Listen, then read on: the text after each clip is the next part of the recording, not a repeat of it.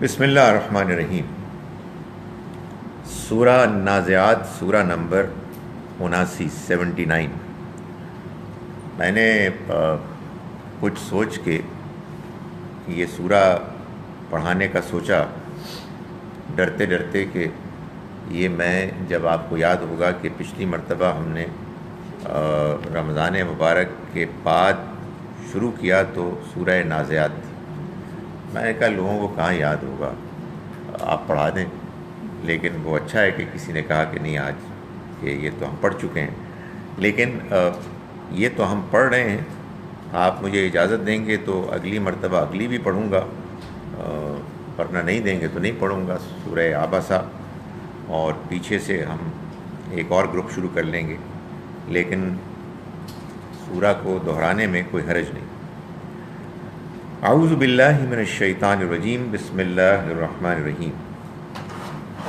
والنازعات غرقا، یہ تو اب آپ جان چکے ہوں گے کہ قرآن مجید کے شروع میں جب واو آتا ہے تو اس سے مراد بالعموم قسم ہوتی ہے۔ والنازعات غرقا قسم ہے، یعنی گواہ ہیں وہ ہوائیں کہ جو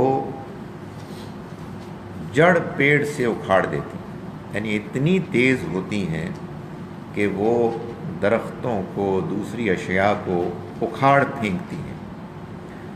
والناشطات نشطا، اور وہ ہوائیں بھی کہ جو بہت نرمی کے ساتھ چلتی ہیں۔ ان ہواؤں کی گواہی دے کر اللہ تعالیٰ یہ بات بیان فرماتے ہیں کہ یہ جو اللہ کی طرف سے بعض قوموں کو خبردار کیا جاتا ہے کہ ان کے اوپر اللہ کا عذاب آ جائے گا اگر انہوں نے اپنے وقت کے پیغمبر کا انکار جاری رکھا، تو یہ اللہ کے لیے کرنا کوئی مشکل نہیں ہوگا۔ ہوائیں ہی ہیں اس کے لیے یہ کام کر سکتی ہیں، کر چکی ہیں، کئی مرتبہ ان سے اللہ نے یہ کام حاصل کیا ہے۔ تو فرمایا کہ گواہ ہیں وہ ہوائیں کہ جو جڑ سے اکھاڑنے والی ہیں، اور وہ ہوائیں بھی کہ جو نرمی سے چلتی ہیں۔ والسابحات سبحا، اور وہ کہ جو اپنے اوپر بادلوں کو لے کر تیرتی دوڑتی ہیں۔ فالسابقات سبقا، پھر وہ ایک دوسرے سے سبقت لیتی، یعنی ایسا لگتا ہے کہ جیسے بادل ہیں اور وہ اپنے مالک، اپنے رب کے حکم کو پورا کرنے میں دوڑ کر ایک دوسرے سے آگے بڑھ رہے ہیں۔ فالمدبرات امرا، پھر وہ اس کے حکم کو، اس کے فیصلے کو پورا کرتے ہیں، پھر حکم کی تدبیر کرتے ہوئے یہ گواہی دیتی ہیں۔ اس کے بعد آخر میں یہ نہیں بتایا گیا کہ کس بات کی گواہی دیتی ہے۔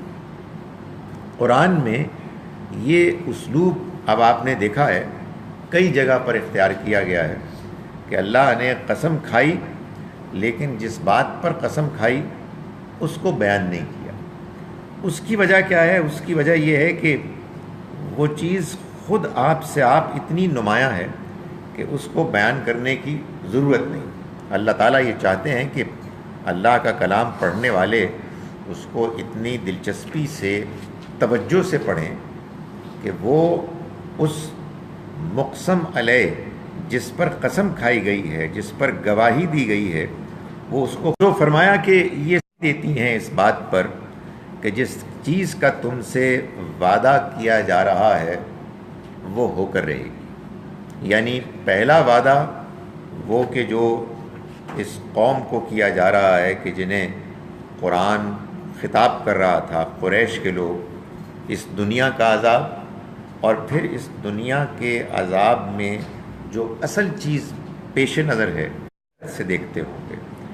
تو یہاں یہ دونوں سور پھونکے جانے کے واقعے کے نتیجے کو، اس میں جو کیفیت ہوگی اس کو بیان کیا جا رہا ہے۔ یوم ترجف الراجفہ، وہ دن کہ جس دن کپ کپی طاری ہوگی، تتبعها الرادفہ، ایک کے پیچھے دوسری آئے گی قلوب یومئذ واجفہ، اس دن کتنے ہی دل ہوں گے کہ جو دھڑکتے ہوں گے، یعنی خوف سے دھڑکتے ہوں گے۔ ابصارها خاشعہ، ان کی نگاہیں ہوں گی کہ جھکی ہوئی ہوں گی۔ ظاہر ہے کہ چونکہ یہاں خطاب ان لوگوں سے ہے کہ جو مجرم تھے، جنہوں نے کہ اللہ کی دعوت کا انکار کیا، تو انہی کے حوالے سے قیامت کے احوال اور اس میں جو لوگوں کی کیفیات ہوں گی ان کو بیان کیا گیا۔ فرمایا یقولون، یہ تو وہ واقعات ہوں گے، مگر اس وقت کیا صورتحال ہے؟ یہ لوگ مذاق اڑا رہے ہیں۔ یقولون، یہ پوچھتے ہیں اَإِنَّا لَمَرْدُودُونَ فِي الْحَافِرَةِ، کیا ہم واقعی اسی طرح سے دوبارہ لوٹا دیے جائیں گے، اسی حالت میں دوبارہ پلٹا دیے جائیں گے مرنے کے بعد؟ ظاہر ہے کہ ایک انداز یہ بھی ہوتا ہے مذاق اڑانے کا کہ آپ سے بات کہی جا رہی ہے، آپ اس کو ریپیٹ کریں اور کہیں کہ اچھا اوکے ایسا ہوگا۔ سو یہ اس طرح سے مذاق اڑاتے تھے۔ اَإِذَا كُنَّا عِظَامًا نَخِرَةً، کیا اس وقت کہ جب ہم کھنکھناتی ہڈیاں ہو جائیں گے، ہمارے جسم ریزہ ریزہ ہو جائیں گے، ہڈیوں میں بھی کچھ نہیں رہے گا، تب دوبارہ اٹھائے جائیں گے؟ بڑی عجیب بات بتا رہے ہیں آپ۔ اور جگہوں پہ قرآن نے اس کو یوں بیان کیا کہ وہ یہ بات کرتے اور کہتے کہ ہیہات لما توعدون، بڑی دور کی بات ہے، بڑی دور کی بات ہے جس کا تم سے وعدہ کیا جا رہا ہے۔ فرمایا کہ قالوا تلک اذا کرۃ خاسرہ، انہوں نے کہا کہ وہ تو پھر اس صورت میں بڑا ہی نقصان کا لوٹنا ہوگا۔ یہ اگرچہ کہ انداز مذاق ہی کا ہے، لیکن اس بیان سے معلوم ہوتا ہے کہ مذاق کرتے ہوئے بھی ایک درجے ان کے اندر اس کا خیال ضرور آتا تھا کہ ارے اگر یہ ہو گیا تو پھر تو بڑا نقصان ہو جائے گا، یعنی پھر تو ہم پکڑے جائیں گے، مارے جائیں گے۔ فرمایا فَإِنَّمَا هِيَ زَجْرَةٌ وَاحِدَةٌ، وہ تو بس ایک ہی ڈانٹ ہوگی، یعنی مذاق اڑانا ہے اڑا لیں۔ اس وقت یہ مذاق اس لیے اڑا رہے ہیں کہ ان کو اللہ نے مہلت دی ہوئی ہے، لیکن یہ اچھی طرح سے جان لیں کہ جب وہ دن آ جائے گا تو پھر کچھ کرنا نہیں پڑے گا، بلکہ ایک ڈانٹ ہوگی۔ فَإِذَا هُمْ بِالسَّاهِرَةِ، پھر وہ اچانک میدان میں سامنے ہوں گے۔ یہ اللہ تعالیٰ نے قرآن مجید میں اس دن کی خبر دی ہے کہ جس دن کی تیاری کے لیے معلوم ہوتا ہے کہ اللہ نے اپنے تمام پیغمبروں کو بھیجا۔ اس دنیا کی زندگی کے بعد ایک اور زندگی آنے والی ہے جس کا آغاز قیامت کے دن سے ہوگا، اور اللہ تعالیٰ بار بار اس پر لوگوں کو آگاہ کر رہے ہیں، لوگوں کو اس کی تیاری کے لیے آمادہ کر رہے ہیں۔ مشکل یہ ہے کہ لوگوں کے لیے اس کو امیجن کرنا ایک پرابلم ہے۔ لوگ دنیا میں رہتے ہوئے دنیا کے معاملات میں اتنے الجھے ہوئے ہوتے ہیں، ان کو اس سے اتنا obsession ہوتا ہے، اتنی دلچسپی ہوتی ہے کہ وہ ایک اور زندگی اور اس کے واقعات کو امیجن کرنے کے لیے تیار نہیں ہوتے۔ چنانچہ اللہ تعالیٰ نے اپنی کتاب میں لوگوں کو اس دن کے ہال، اس کے واقعات سے آگاہ کر کے بھی جھنجھوڑا ہے، لیکن ساتھ ہی ساتھ ایک اور اہتمام بھی کیا، اور وہ یہ ہے کہ اس دنیا میں اس نے تاریخ میں چند ایسے واقعات رونما کر دیے جن واقعات کے ہونے سے گویا کہ یہ بات سمجھدار انسان کے لیے بالکل واضح ہو گئی کہ نہیں بھئی یہ ہو جائے گا، یہ ہو جائے گا۔ اب سمجھ میں آ گئی بات، یعنی آخرت میں حساب کتاب ہوگا تو ہوگا کیا، کیوں ہوگا؟ اس لیے ہوگا کہ بروں کو ان کی برائی کی سزا ملے، اچھوں کو ان کی اچھائی کا انعام ملے، ان کو اس پر شاباش ملے۔ دنیا میں ایسا کم ہی ہوتا ہے۔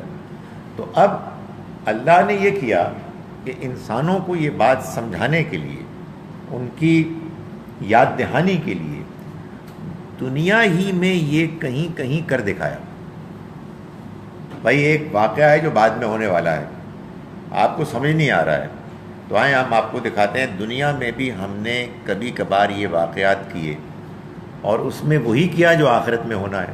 کیا کہ نیک اور بد الگ الگ ہو جائیں، اور بدوں کو ان کی بدی کی سزا ملے، اور نیکوکاروں کو ان کی نیکی کی جزا انعام ملے. تو یہ بات اب اللہ تعالیٰ فرما رہے ہیں کہ اچھا اس کا تو تم نے اڑا لیا مذاق، تو پھر حل عطا کا حدیث و موسیٰ، کیا تمہیں موسیٰ کی سرگزشت نہیں پہنچی؟ یعنی تم یہ جو اس وقت انکار کر رہے ہو، تو اس کا یہ مطلب ہے کہ تمہیں وہ سٹوری بھی نہیں پہنچی. You not come to learn about it. اچھا یہ بات ہوئی ہے، تو آؤ تمہیں موسیٰ کی کہانی سناتے ہیں. حل عطا کا حدیث موسیٰ، سمجھ رہے ہیں نا؟ یہ پیچھے سے بات ایسے جوڑ رہی ہے. یعنی یہ یوں نہیں ہے کہ اللہ میاں نے کہا کہ چلو قیامت کی بات کی، اب ذرا موسیٰ کی بھی بات کر لیں. نہیں، یہ آپس میں باہم دیگر جڑی ہوئی باتیں ہیں.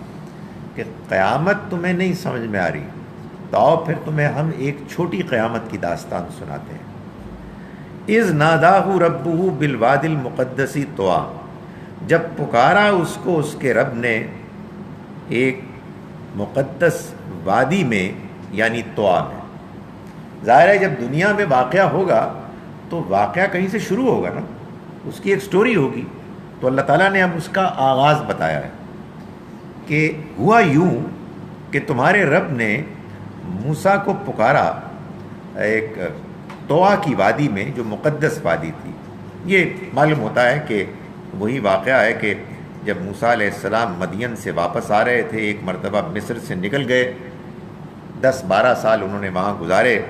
اس کے بعد واپس آئے تو انہوں نے راستے میں دیکھا کہ ایک روشنی نظر آ رہی ہے، تو انہوں نے کہا کہ میں جا کے راستہ معلوم کرتا ہوں. سردیوں کا زمانہ تھا، اور یہ کہا کہ راستہ نہ بھی ملا تو کوئی میں انگارہ کچھ لے کے آ جاؤں گا تاکہ ہم کچھ تاپ سکیں، اپنے آپ کو گرم کر سکیں. تو جب وہ وہاں پہنچے تو ان کو وحی مل گئی، ان کو اللہ کی طرف سے پیغام ملا. اور پیغام کیا ملا؟ اذهب الی فرعون، جاؤ فرعون کے پاس، انہ طغیٰ، وہ بہت سرکش ہو گیا ہے، اس نے بڑے ظلم کیے ہیں، بہت سر اٹھا لیا ہے. یعنی اب تمہیں جانا ہے اور جا کے اسے ہمارا پیغام پہنچانا ہے. فقل هل لک الی ان تزکی، تو تم اس سے کہو کہ تم میں کیا کوئی دلچسپی ہے، تمہارے اندر کیا کوئی جذبہ، کوئی انکلینیشن ہے اپنے رب کی طرف، اس بات کا، الی ان تزکی، کہ تم اپنا تزکیہ کرو، تم پاک ہو جاؤ. تزکیہ، پاکیزگی، یہ اصل میں اللہ کے دین، اللہ کے پیغام کا اس دنیا میں اصل مقصد ہے. یعنی اس دنیا میں اللہ کا دین، اللہ کا پیغام جس کو ملتا ہے اور وہ اس کو سمجھ کر اختیار کرتا ہے، تو اس کے اندر جو اس کے نتیجے میں تبدیلی آتی ہے وہ پاکیزگی کی تبدیلی ہے. یعنی انسان اپنے بدن میں پاک ہوتا ہے، انسان اپنی خوراک میں پاک ہوتا ہے، اور انسان سب سے بڑھ کر اپنے اخلاق میں پاک ہوتا ہے. تو یہ پاکیزگی کی دعوت ہے کہ جو اللہ کے پیغمبر دیتے ہیں، اور یہی دعوت ہے کہ جو موسیٰ علیہ السلام نے فرعون کو دی. لیکن اس میں ایک اور چھوٹی سی آیت میں ایک اور بڑی حکیمانہ بات ہے کہ حل لک الی ان تزکی، کیا تمہارے اندر کچھ جذبہ ہے؟ Are you interested? یہ بات ہماری ڈسکشن میں کئی مرتبہ پچھلے دنوں میں آئی، اور یہ میں بار بار بتا رہا ہوں کہ اصل میں ہدایت ملتی ہے جب آپ ہدایت کے طالب ہوتے ہیں، جب آپ اس میں انٹرسٹڈ ہوتے ہیں. آپ میں دلچسپی نہیں ہے تو دنیا کی کوئی طاقت آپ کو ہدایت نہیں دے سکتی، اور اگر آپ میں دلچسپی ہے تو کوئی طاقت آپ کو ہدایت سے محروم نہیں کر سکتی. اس لیے کہ دنیا کی اصل طاقت اللہ تعالیٰ کی ذات، اس نے یہ فیصلہ کیا ہوا ہے کہ آپ کے اندر اگر رجحان، میلان، دلچسپی ہے تو آپ کو ہدایت ملے گی، اور ہدایت ملنے کے بعد ہوگا کیا؟ آپ کا تزکیہ ہوگا. تو یہاں ایک جملے میں، ایک آیت میں یہ بات بیان کر دی کہ فَهَلْ لَكَ إِلَىٰ أَن تَزَكَّىٰ، تو کیا تمہارے اندر کچھ ہے رجحان، کچھ ہے دلچسپی، جذبہ کہ تم پاکیزگی اختیار کرو؟ وَأَهْدِيَكَ إِلَىٰ رَبِّكَ فَتَخْشَىٰ، اور میں تمہاری رہنمائی کروں تمہارے رب کی طرف سو تم ڈر جاؤ، تمہارے اندر خوف پیدا ہو جائے۔ اس سے معلوم ہوا کہ ایک اور بات بتائی گئی کہ یہ اللہ کا ڈر، اللہ کا خوف، اس کے ہاں جواب دہی کا احساس ہے کہ جو انسان کے اندر پاکیزگی پیدا کرتا ہے۔ انسان کو اگر پاک صاف ہونا ہے تو اسے اللہ سے ڈرتے ہوئے زندگی گزارنی ہے، اس لیے کہ اللہ سے بے پرواہی کے ساتھ زندگی انسان کو گندا کرتی ہے، انسان کے اخلاق بگاڑ دیتی ہے۔ یہ وہی پاکیزگی ہے کہ جو ہم کو رمضان کے روزوں سے ملتی ہے، کہ جس میں یہ بتایا گیا کہ تم یہ رکھو تاکہ تم تقوی اختیار کرو، حدود آشنائی، اللہ سے ڈرنے والے بنو۔ تو یہاں اس کو یوں بیان کیا گیا کہ وَأَهْدِيَكَ إِلَىٰ رَبِّكَ فَتَخْشَىٰ، میں تمہاری رہنمائی کروں تمہارے رب کی طرف تو تم ڈرنے والے بن جاؤ۔ اس سے معلوم یہ ہوا کہ اللہ کا ڈر اصل میں اللہ کی معرفت سے پیدا ہوتا ہے، اللہ کو جاننے سے، اللہ کو پہچاننے سے۔ اس کے بارے میں ہم کو جتنا زیادہ علم ہوتا ہے، ہم جتنا زیادہ اس کی صفات سے واقف ہوتے ہیں، اتنا زیادہ ہمیں احساس ہوتا ہے کہ وہ کتنا عظیم ہے، وہ ہر جگہ موجود ہے، وہ ہماری شہرک سے بھی قریب ہے، اور ہمارے اندر جو اس کی معرفت پہلے سے موجود ہے وہ نمایاں ہو جاتی ہے، وہ کنیکٹ ہو جاتی ہے۔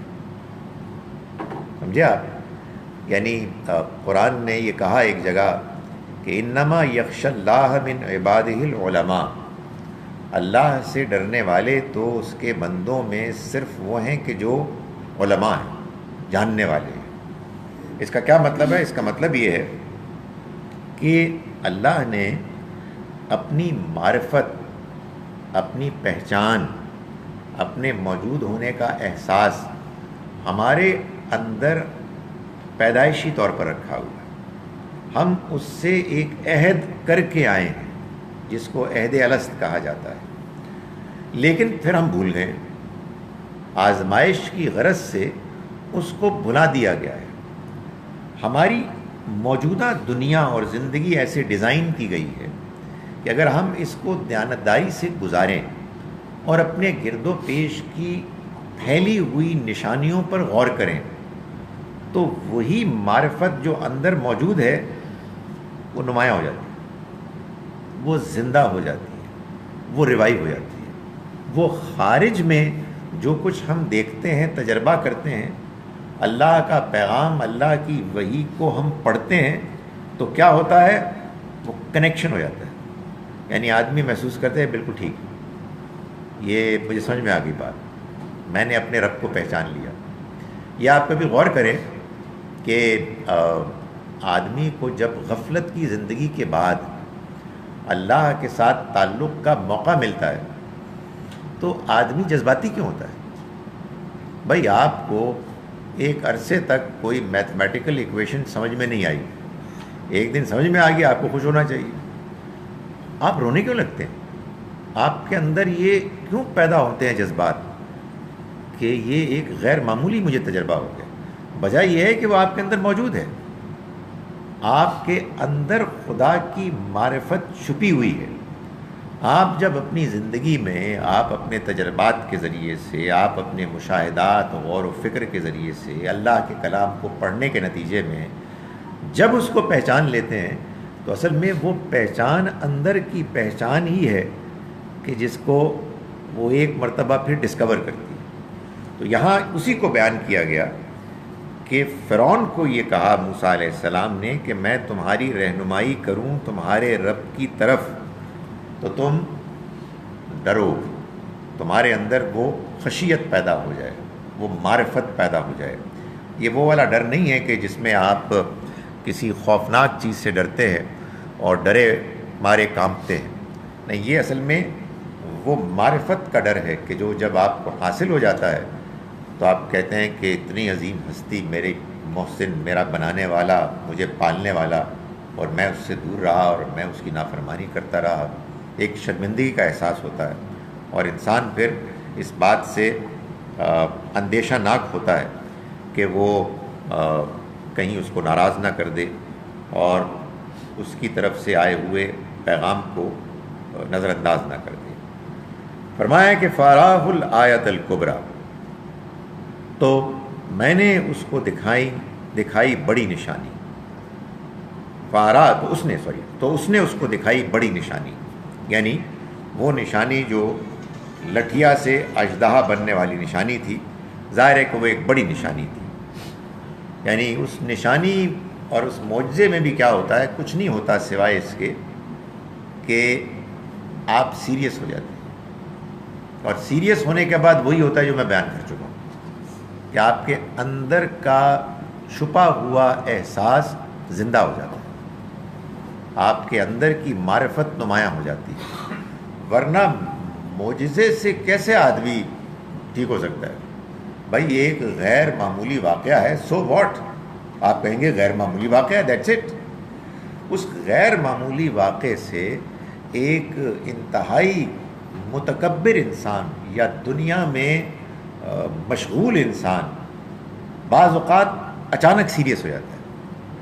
تو آپ کے سیریس ہونے کی دیر ہے کہ جس کے بعد آپ کے اندر وہ ساری ایکویشن ٹھیک ہو جاتی ہے، آپ کے اندر کی جو معرفت ہے وہ نمایاں ہو جاتی ہے. تو اس نے دکھائی اس کو بڑی نشانی، مگر ظاہر ہے کہ وہی چیز ہے کہ اگر آپ کے اندر اس کے لیے دلچسپی ہے تو آپ مائل ہوں گے، ورنہ الٹ ہوگا. تو فرعون کے ساتھ الٹ ہوا. فَكَذَّبَ وَعَصَىٰ، اس نے جھٹلایا اور نافرمانی کی، نہیں مانا. ثُمَّ أَدْبَرَ يَسْعَىٰ، پھر اس نے پیٹھ دکھائی اور تیزی کے ساتھ، سرگرمی کے ساتھ پلٹا. یہ بھی ایک عجیب بات ہے. یعنی قرآن کہتا ہے کہ کئی جگہوں پہ اس نے کہا کہ اِنَّ فِي ذَلِكَ لَذِكْرَىٰ، اس قرآن میں یاد دہانی ہے، لمن کان لہو قلب، ہر اس شخص کے لیے کہ جس کے پاس ایک پاکیزہ دل ہے. او القى السمع، یا پھر اس نے دھیان سے سنا اور وہ موجود تھا، اس نے پوری توجہ سے بات جاننے کی کوشش کی. القى السمع، اس نے اپنے کان دیے اور پورے دھیان سے توجہ سے سنا. یعنی کہنے کا مقصد یہ ہے کہ چلیں آپ کو جو بات پیغمبر بتا رہے ہیں وہ سمجھ میں نہیں آئی، یعنی وہ کنیکشن نہیں ہوا. اوکے، ظاہر ہے کہ یہ تو بڑے پریولیجڈ لوگ ہیں کہ جن کو یہ محسوس ہوتا ہے کہ نہیں بھائی بات سمجھ میں آ گئی، اب گاٹ اٹ، میرا دل گواہی دیتا ہے، مجھے اب میرے اندر کا احساس نمایاں ہو گیا ہے. اگر یہ نہیں ہے تو ایک سیکنڈ لیول دوسرا یہ ہو سکتا ہے کہ آدمی کہے کہ میں آپ کی بات دھیان سے سنتا ہوں، آئی ٹرائی ٹو انڈرسٹینڈ، مجھے ٹائم لگے گا. لیکن یہ انسان کی بڑی بدقسمتی. دوسرا لیول رب ہوں، میں رب تمہارا رب اعلیٰ ہوں. یعنی یہ کس رب کی بات کر رہا ہے؟ میں ہوں کہ جو تم پر حکمران ہوں، میں ہی ہوں کہ جس کا حکم تمہاری اس سلطنت میں چلتا ہے، میرے علاوہ کوئی اور رب نہیں. ظاہر ہے کہ اس طرح کی بڑی نانسنس کو اللہ تعالیٰ بہت تھوڑی دیر کے لیے ٹالریٹ کرتے ہیں. تو فرمایا کہ فَأَخَذَهُ اللَّهُ نَكَالَ الْآخِرَةِ وَالْأُولَىٰ، تو اللہ نے اس کو پکڑ لیا دنیا اور آخرت دونوں کے عذاب میں. یعنی اس کو ایسا عذاب نازل ہوا کہ فوراً وہ اور اس کے ساتھی کے جو اس کے ساتھ شامل تھے ان کا خاتمہ ہو گیا. اور یہ عذاب جیسا کہ سورہ مومن سے معلوم ہوتا ہے یہاں سے شروع ہوا اور یہ آخرت تک چلتا رہے گا. ان فی ذالک لعبرۃ لمن یخشی، اس میں یعنی اس کہانی میں، اس سرگزشت میں بڑی عبرت ہے ان لوگوں کے لیے کہ جو ڈرنے والے ہیں. یعنی اس بات کی عبرت کہ قیامت آنے والی ہے، یہ ایک چھوٹی قیامت تھی کہ جو برپا ہو گئی. جیسے ہم تمہیں یہ بتا رہے ہیں کہ یہ ساری دنیا ختم ہو جائے گی، ویسے موسیٰ علیہ السلام نے اس کو وارن کیا. کہ اللہ نے اس دنیا کو بنایا ہے، وہ اس کا خالق ہے، اس کے بارے میں تم یہ خیال کرتے ہو کہ تم کو موت کے بعد وہ دوبارہ زندہ نہیں کرے گا. اس نے اس آسمان کو بنایا، اس کی گنبد، اس کے چھت کو بلند کیا، پھر اس نے اس کے نوک پلک سنوارے، اس کو خوب ٹھیک کیا. واغطش لیلہا واخرج ضحاہا، پھر اس نے اس کی رات سے اس کو ڈھانک لیا. واخرج ضحاہا، اور اس کا دن اس نے نمایاں کر دیا، بے نقاب کر دیا. والارض بعد ذلک دحاہا، اور زمین اس کے بعد اس نے اس کو ہموار کر دیا، اس کو بچھا دیا. اخرج منہا ماءہا ومرعاہا، اس نے نکالا اس میں سے اس کا پانی اور اس کا چارہ، یعنی اس کے اندر سے اس نے پانی کا بندوبست کیا اور اس پانی کے نتیجے میں اس نے چارہ، فصلیں، پھل، سبزیاں اگائیں. والجبال ارساہا، اور اس نے پہاڑ ان کو گاڑ دیا. متاعا لکم ولانعامکم، یہ سب اس نے کیا تمہارے لیے اور تمہارے مویشیوں کے لیے، یعنی تمہاری دنیا کی زندگی ممکن ہو جائے. اس غرض سے اس نے اس دنیا کو ڈیزائن کیا تاکہ تمہیں جو جو ضرورتیں لاحق ہیں تمہاری وہ ضرورتیں پوری ہو جائیں. دنیا میں انسان اپنی تمام تر ذہانت کے باوجود، ویسے تو بائی دا وے ذہانت بھی اللہ ہی نے دی ہے، لیکن تمام ذہانت فطانت کے باوجود کچھ بھی نہیں کر سکتا. کوئی اس کے لیے ایجاد، سہولت ممکن ہی نہیں تھی اگر خدا تعالیٰ نے اس کے لیے یہاں وسائل، اسباب، ریسورسز نہ رکھے ہوتے. کوئی امکان ہی نہیں تھا. یعنی آپ یہ دیکھیے کہ آپ گاڑیوں میں، ہوائی جہاز وغیرہ میں سفر کرتے ہیں اس پیٹرول کے بلبوتے پر کہ جو زمین کے نیچے کہیں دفن ہوتا ہے، نہ دفن ہوتا نہ آپ کچھ کر سکتے. دنیا میں کوئی چیز بھی نہیں ہو سکتی سوائے اس کے کہ اللہ نے اس کا بندوبست کیا ہے، اس کے نتیجے ممکن ہیں.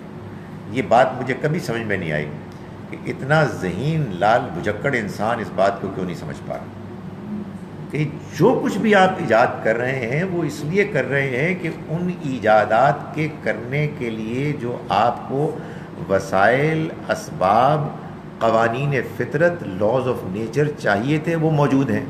نہ ہوتے وہ، نہ ہوتا یہ. لیکن جب آپ اسی کے اندر پھنسے ہوئے غرق ہیں تو آپ اس چیز کو اپریشیٹ کرنے سے محروم ہوں گے. تو اللہ تعالیٰ یہ احساس دلاتے ہیں کہ دیکھو یہ تمہارے لیے ہم نے کیا ہے، اور تمہارے ان جانوروں کے لیے کہ جو تمہارے کام آتے ہیں ہم نے ان کا بھی بندوبست کیا، ان کی بھی ضرورتیں پوری کی تاکہ تمہاری یہ زندگی ممکن ہو. اور تم اس بات پر غور کرو کہ تمہیں اللہ کی دی ہوئی ان نعمتوں کا ایک دن جواب دینا ہے، اور اگر تم نے ان کے بارے میں صحیح رویہ اختیار نہ کیا تو پھر وہ دن آ جائے گا. تو فرمایا کہ فَإِذَا جَاءَتِ الطَّامَّةُ الْكُبْرَى، چنانچہ جب وہ بڑا ہنگامہ برپا ہو جائے گا. اب یہ جو نیا پیسج ہے آپ یہ دیکھیں، یہ بھی پیچھے سے جڑا ہوا ہے کہ وہاں یہ بتایا کہ یہ ساری پریویلیجز، ریسورسز یہ اللہ نے تم کو دی ہیں، یہ اپنے وجود سے تم کو پکار کے کہہ رہی ہیں کہ تمہیں ان کے بارے میں جواب دینا ہوگا. یہ ایسے ہی نہیں ملی ہیں کہ تم ان کو استعمال کرو اور دھاندلی کرو. نہیں، یہ اس لیے دی گئی ہیں تاکہ تم اس دنیا میں ذمہ دارانہ زندگی گزارتے ہوئے اس کا شکر ادا کرو اور اس کی دی ہوئی اخلاقیات اور اخلاقی اصولوں کے مطابق اپنی زندگی کو سنوارو. وہ دن آنے والا ہے. پھر جب وہ آ جائے گا بڑا ہنگامہ، اس کے بعد جب آ جائے گا کے بعد جو ایک ہونا چاہیے تھا نا جواب شرط، وہ بیان نہیں کیا. یعنی آپ کہتے ہیں نا کہ جب میں کمرے میں داخل ہوا، تو اب یہ جملہ نامکمل ہے. جب تک کہ آپ یہ نہ بتائیں کہ پھر ہوا کیا. تو اسی طرح سے قرآن میں یہ بھی بہت ہوتا ہے کہ جب ایسا ہوا اور اس کی جو جواب شرط ہے وہ بیان نہیں ہوتا، کیونکہ وہ اسی میں امپلائیڈ ہوتا ہے.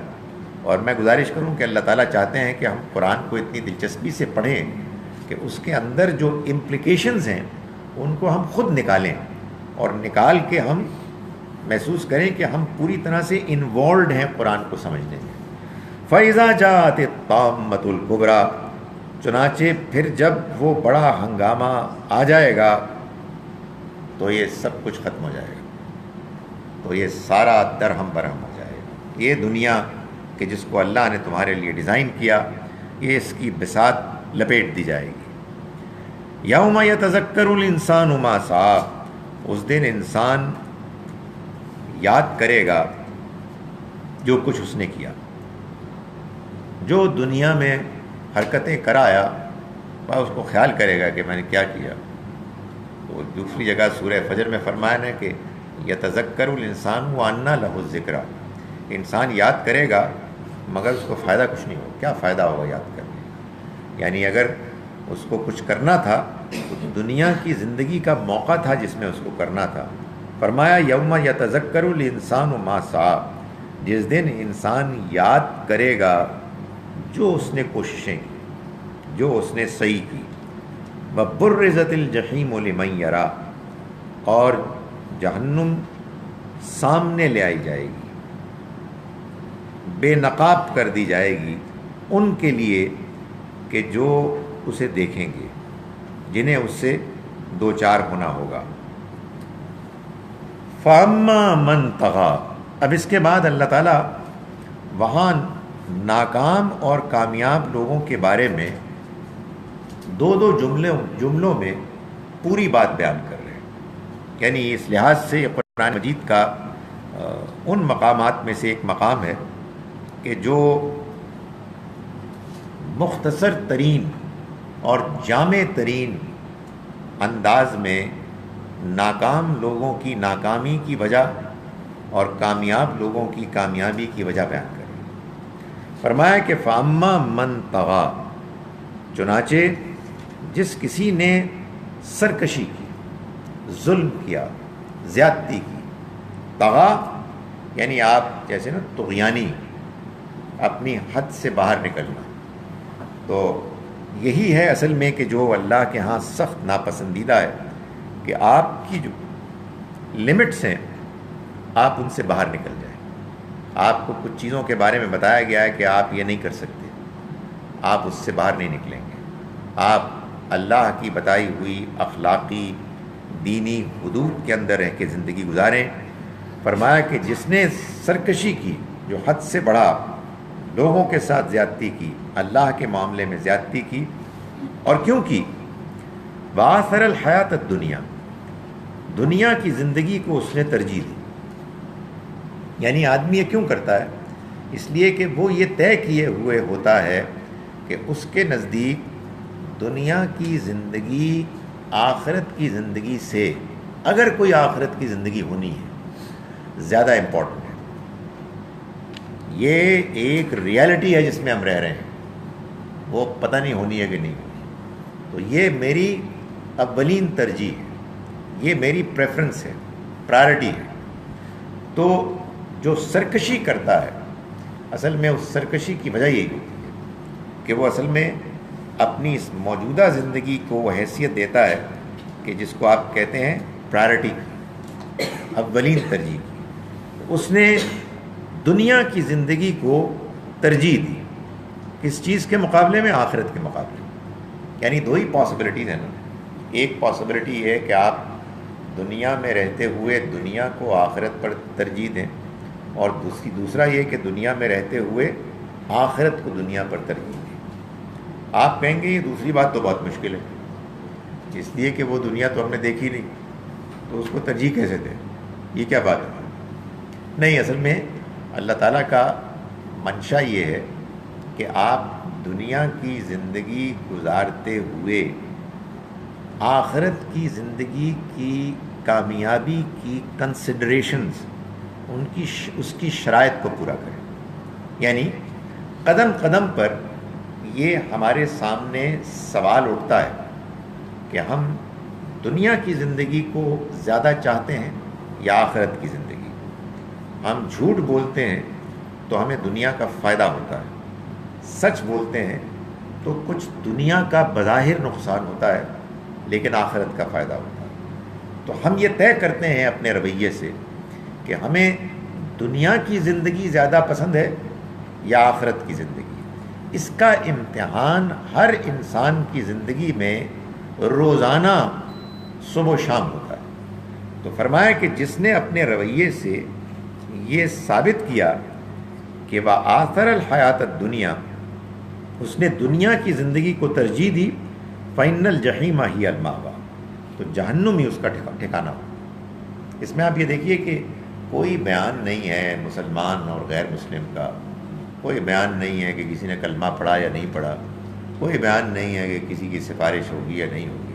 ایک سیدھا سادہ ایک کرائیٹیرین ہے جو اللہ تعالیٰ نے بیان فرمایا کہ جس نے زیادتی کی، جس نے حدود کو توڑا، کیوں توڑا؟ اس نے دنیا کی زندگی کو آخرت پر ترجیح دی اور جہنم میں جائے گا، نہیں بچے گا. بڑی صاف سیدھی کلیئر دو ٹوک بات ہے. اس کے بالکل برعکس، یعنی کامیابی کا راستہ کیا ہے؟ وہاں تھا نا اس نے سرکشی کی. فرمایا وَأَمَّا مَنْ خَافَ مَقَامَ رَبِّهِ، اور رہا وہ کہ جو اپنے رب کے سامنے کھڑے ہونے کے خیال سے ڈرتا رہا، اسے اندیشہ رہا کہ اسے اپنے رب کے حضور میں پیش ہونا. اور یہ احساس وَنَهَى النَّفْسَ عَنِ الْهَوَىٰ، اس نے اس کو خواہشوں کی پیروی سے روکا. کہ اس نے کہا نہیں یار یہ ہے بڑی ٹیمپٹنگ چیز، آئی کین انڈرسٹینڈ، اگر نہیں بھائی I have to be accountable, I have to face God, I can't do it. یہ اصل میں یہ دوسرا رویہ ہے کہ جس میں آدمی آخرت کو ترجیح دے رہا ہے کہ وہ خواہش ہے، خواہش نفس بڑی زوردار ہوتی ہے، وہ آدمی کو کھینچتی ہے اپنی طرف، آدمی کو حدود سے باہر نکلنے کے لیے گھسیٹتی ہے. لیکن جو اپنے رب کے حضور میں پیش ہونے کے تصور سے ڈرتا رہا اور اس کے نتیجے میں اس نے اپنی نفس کو خواہش سے روکا، فَإِنَّ الْجَنَّةَ هِيَ الْمَأْوَىٰ، تو جنت ہی اس کا ٹھکانہ ہو. یعنی یہ دوسری بات بیان کی گئی ہے. اس میں بھی کوئی اور کرائیٹیرین بیان نہیں کیا کہ اس کا نام کیا ہوگا، اس کا فرقہ کیا ہوگا، اس کا مذہب ہوگا، اس کو نہیں مانتا ہوگا. یہ ساری تفصیلات تو آپ سے آپ طے ہو جائیں گی جب آدمی کا یہ ایٹیچیوڈ ہوگا. ہمارے ہاں ہمارے اصل میں اہمیت کسی اور چیز کی ہوتی ہے کہ وہ فلاں کون ہے، فلاں کون ہے.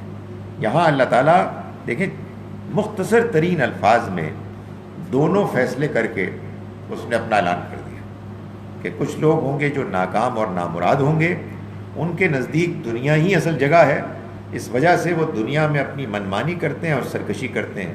اور کچھ لوگ وہ ہیں کہ جن کو اس بات کا احساس ہر وقت رہتا ہے کہ انہیں اللہ کو جواب دینا ہے، اس کے آگے کھڑا ہونا ہے اکیلے، اس وجہ سے وہ اپنے اندر کے برے رجحانات سے اپنے آپ کو بچاتے ہیں، تو وہ لوگ جنت میں جائیں گے. یسألونک عن الساعۃ ایان مرساہا، یہ بات بیان کر دینے کے بعد اب آخر میں کفار کا ایک مرتبہ پھر ریئیکشن بیان کیا.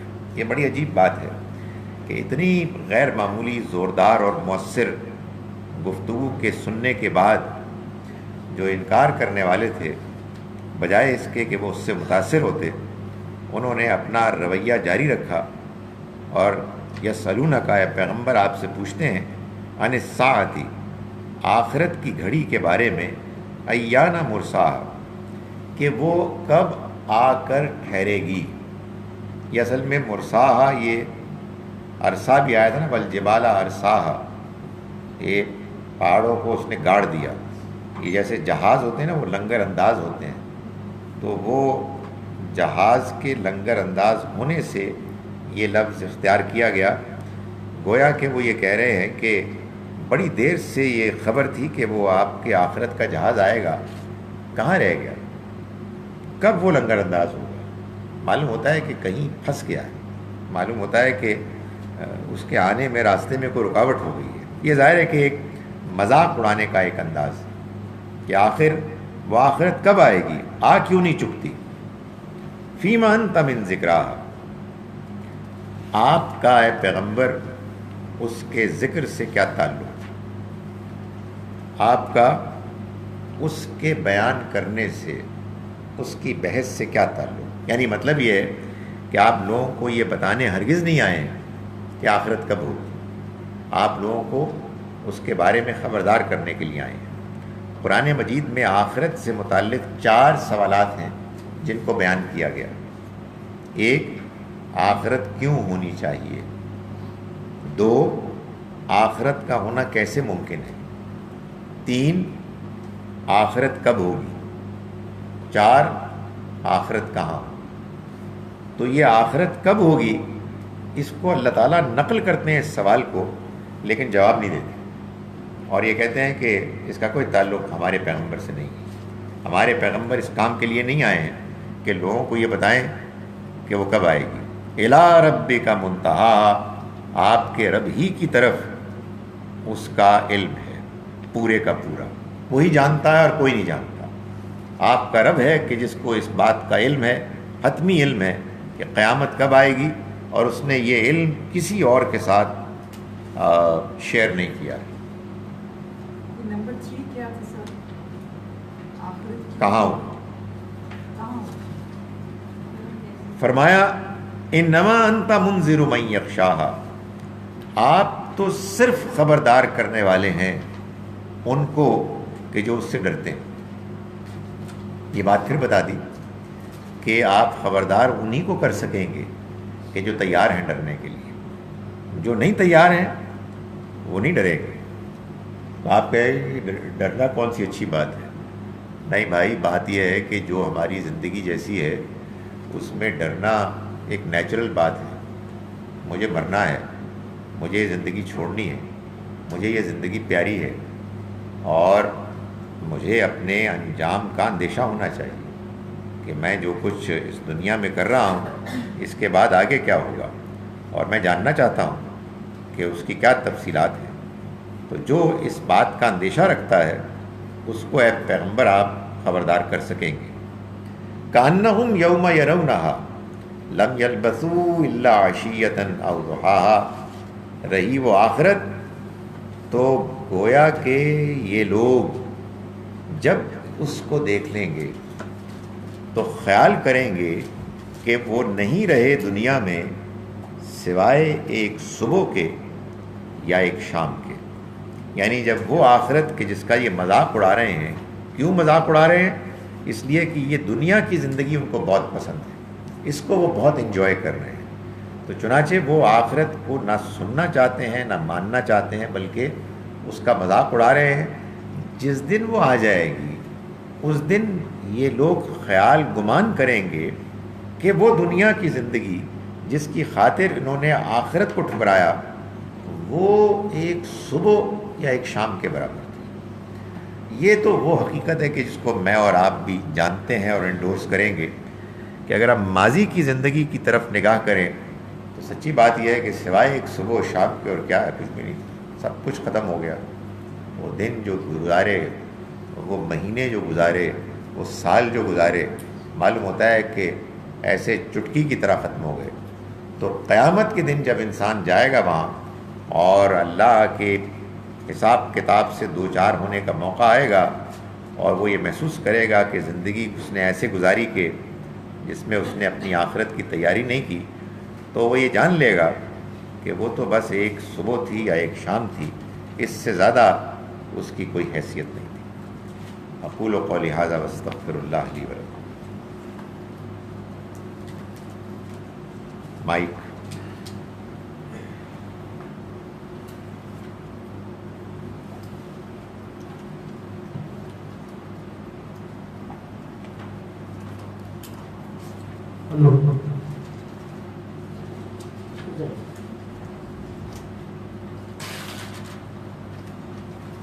سر اس میں ذکر ہوا ہے کہ لوگوں کے اختیار میں ہے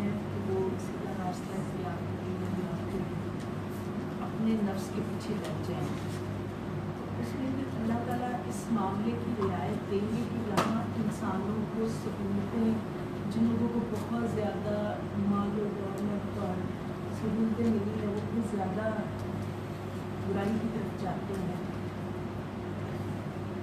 اسباب کے حوالے سے، ان کے لیے کنٹرول کرنا بالکل مشکل ہو جاتا ہے۔ میرا یہ خیال تھا کہ اللہ میاں کیا سہولت ان کو ملے گی جنہوں نے دنیا مشکل گزاری۔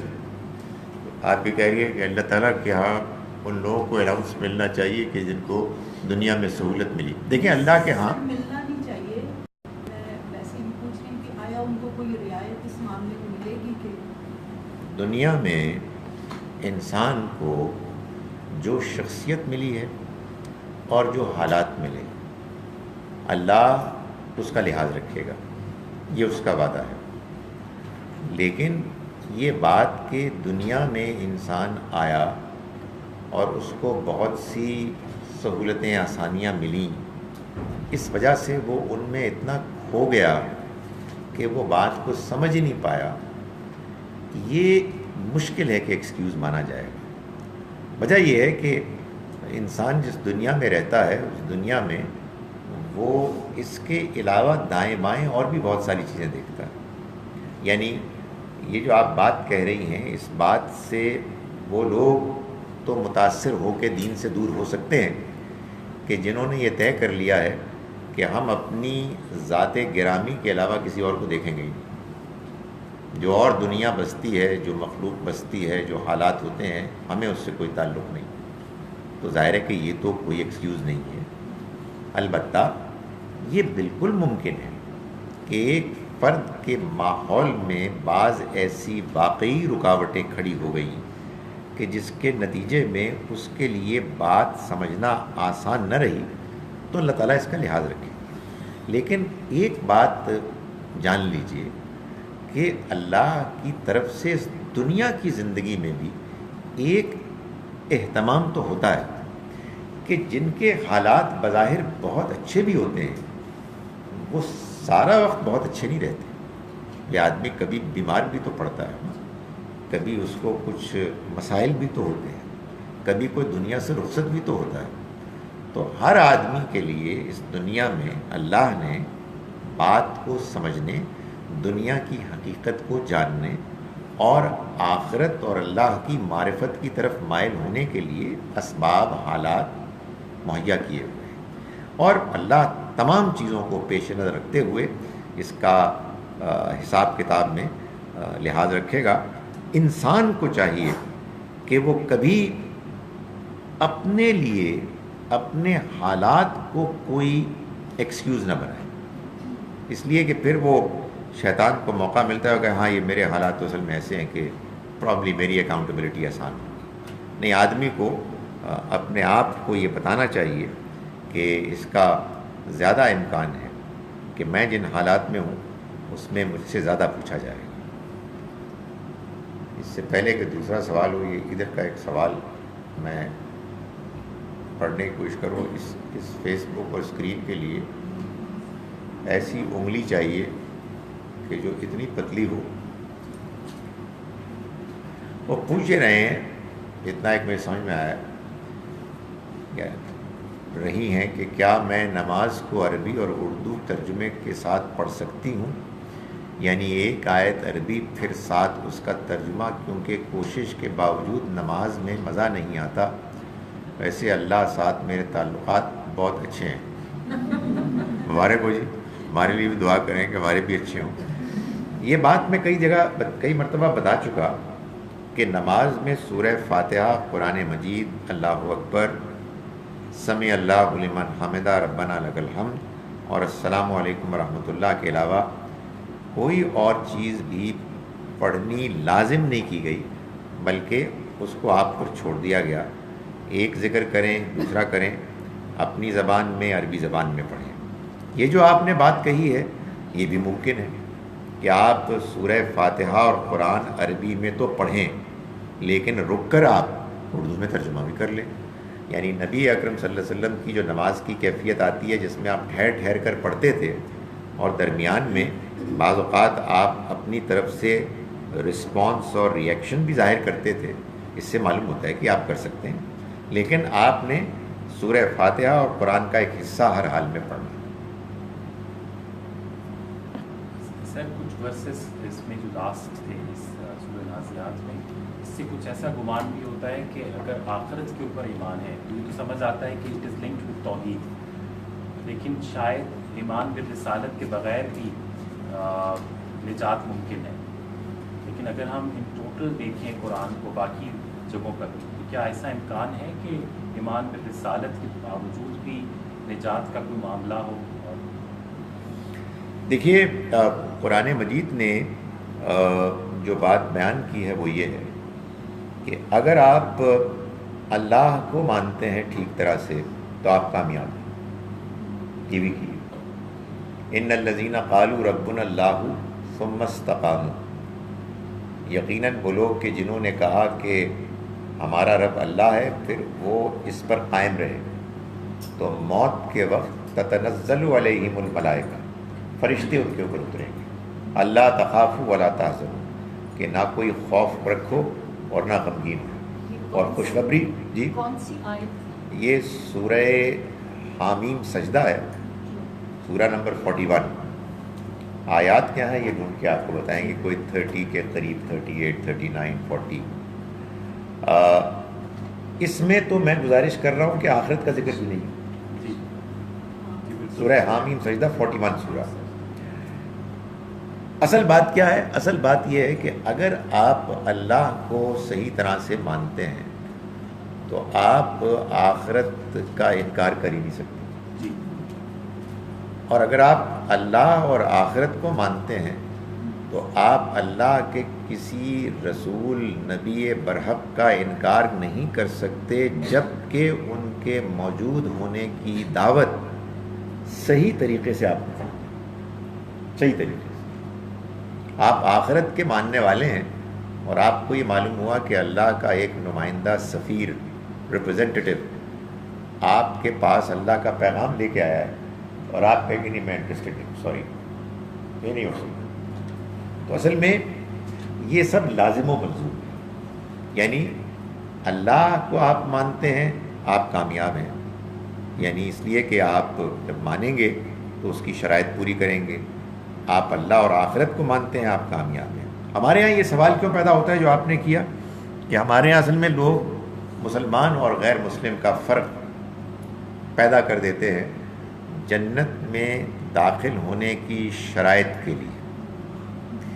یہ اصل میں وہ مذہبی بیوقوفی اور بیماری ہے کہ جو تمام مذہبی گروہوں میں آ جاتی ہے. یہودیوں میں بھی یہی بیماری ہے، مسیحیوں میں بھی یہی بیماری ہے، اور ہم میں بھی یہی بیماری ہے کہ ہم اللہ کے فیورٹس ہیں، باقی سب گندے گندے لوگ ہیں، برے برے لوگ. نہیں، اللہ تعالیٰ نے یہ کہیں بھی نہیں کہا. اور خدا نے اس دنیا کو جیسے ڈیزائن کیا ہے اس میں بھی ایسا نہیں ہو سکتا. ہر علاقے میں، ہر قوم میں، ہر خاندان میں، ہر مذہب میں، ہر فرقے میں اچھے لوگ بھی ہوتے ہیں، برے لوگ بھی. اللہ کے ہاں جو شرائط ہیں وہ یہ ہیں کہ آپ ایمان لائیں اللہ پر، ایمان لائیں آخرت پر، اور نیک اعمال کریں اور کسی حق کا انکار نہ کریں، کوئی بڑا جرم نہ کریں. میں نے گزارش کی کہ یہ جو آخری دو باتیں ہیں یہ بھی بس میں نے کہہ دی وضاحت کے طور پر، ورنہ 3 باتیں کافی ہیں. اللہ کو جب آپ مانیں گے تو پھر آپ سبھی چیزیں کریں گے، آخرت کو بھی مانیں گے، اس کے پیغمبروں کو بھی مانیں گے. اب اگر کوئی شخص ہے کہ جو آپ کے نزدیک بہت اچھا انسان ہے اور وہ آخرت کو مانتا ہے، نبی اکرم صلی اللہ علیہ وسلم پر ایمان نہیں لایا، یہ فیصلہ اب اللہ کیا ہو کہ اس نے حضور کی دعوت کو سمجھنے کے باوجود انکار کیا ہے یا اس کو بات صحیح طرح سے پہنچی ہی نہیں. یہ فیصلہ اللہ کرے گا. اس وجہ سے اگر کوئی شخص واقعی اللہ کو ٹھیک طرح سے مانتا ہے تو وہ نہ آخرت کا انکار کرے گا، نہ اللہ کے پیغمبروں کا انکار کرے گا، اور نہ ہی وہ نیک اعمال کرنے سے گریز کرے گا، مگر یہ بات اللہ کے ہاں طے ہوگی کہ کس نے کس نے کسی پیغمبر کا انکار کیا جان بوجھ کر، اور کون ماننے سے رہ گیا اس لیے کہ اس تک بات ٹھیک طرح سے نہیں پہنچی. یہ فیصلہ اللہ کرے.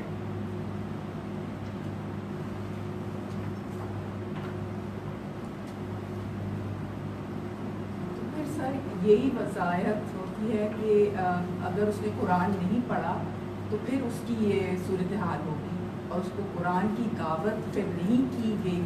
یہ بھی اب اس کا قصور تو نہیں ہے پھر کہ اس کو قرآن کی دعوت کا. پروفٹ محمد صلی اللہ علیہ وسلم نے یہ تو نہیں کہا دوبارہ تو نعوذ باللہ نہیں آئیں گے، تو پھر اس کو ہدایت نہیں ملی.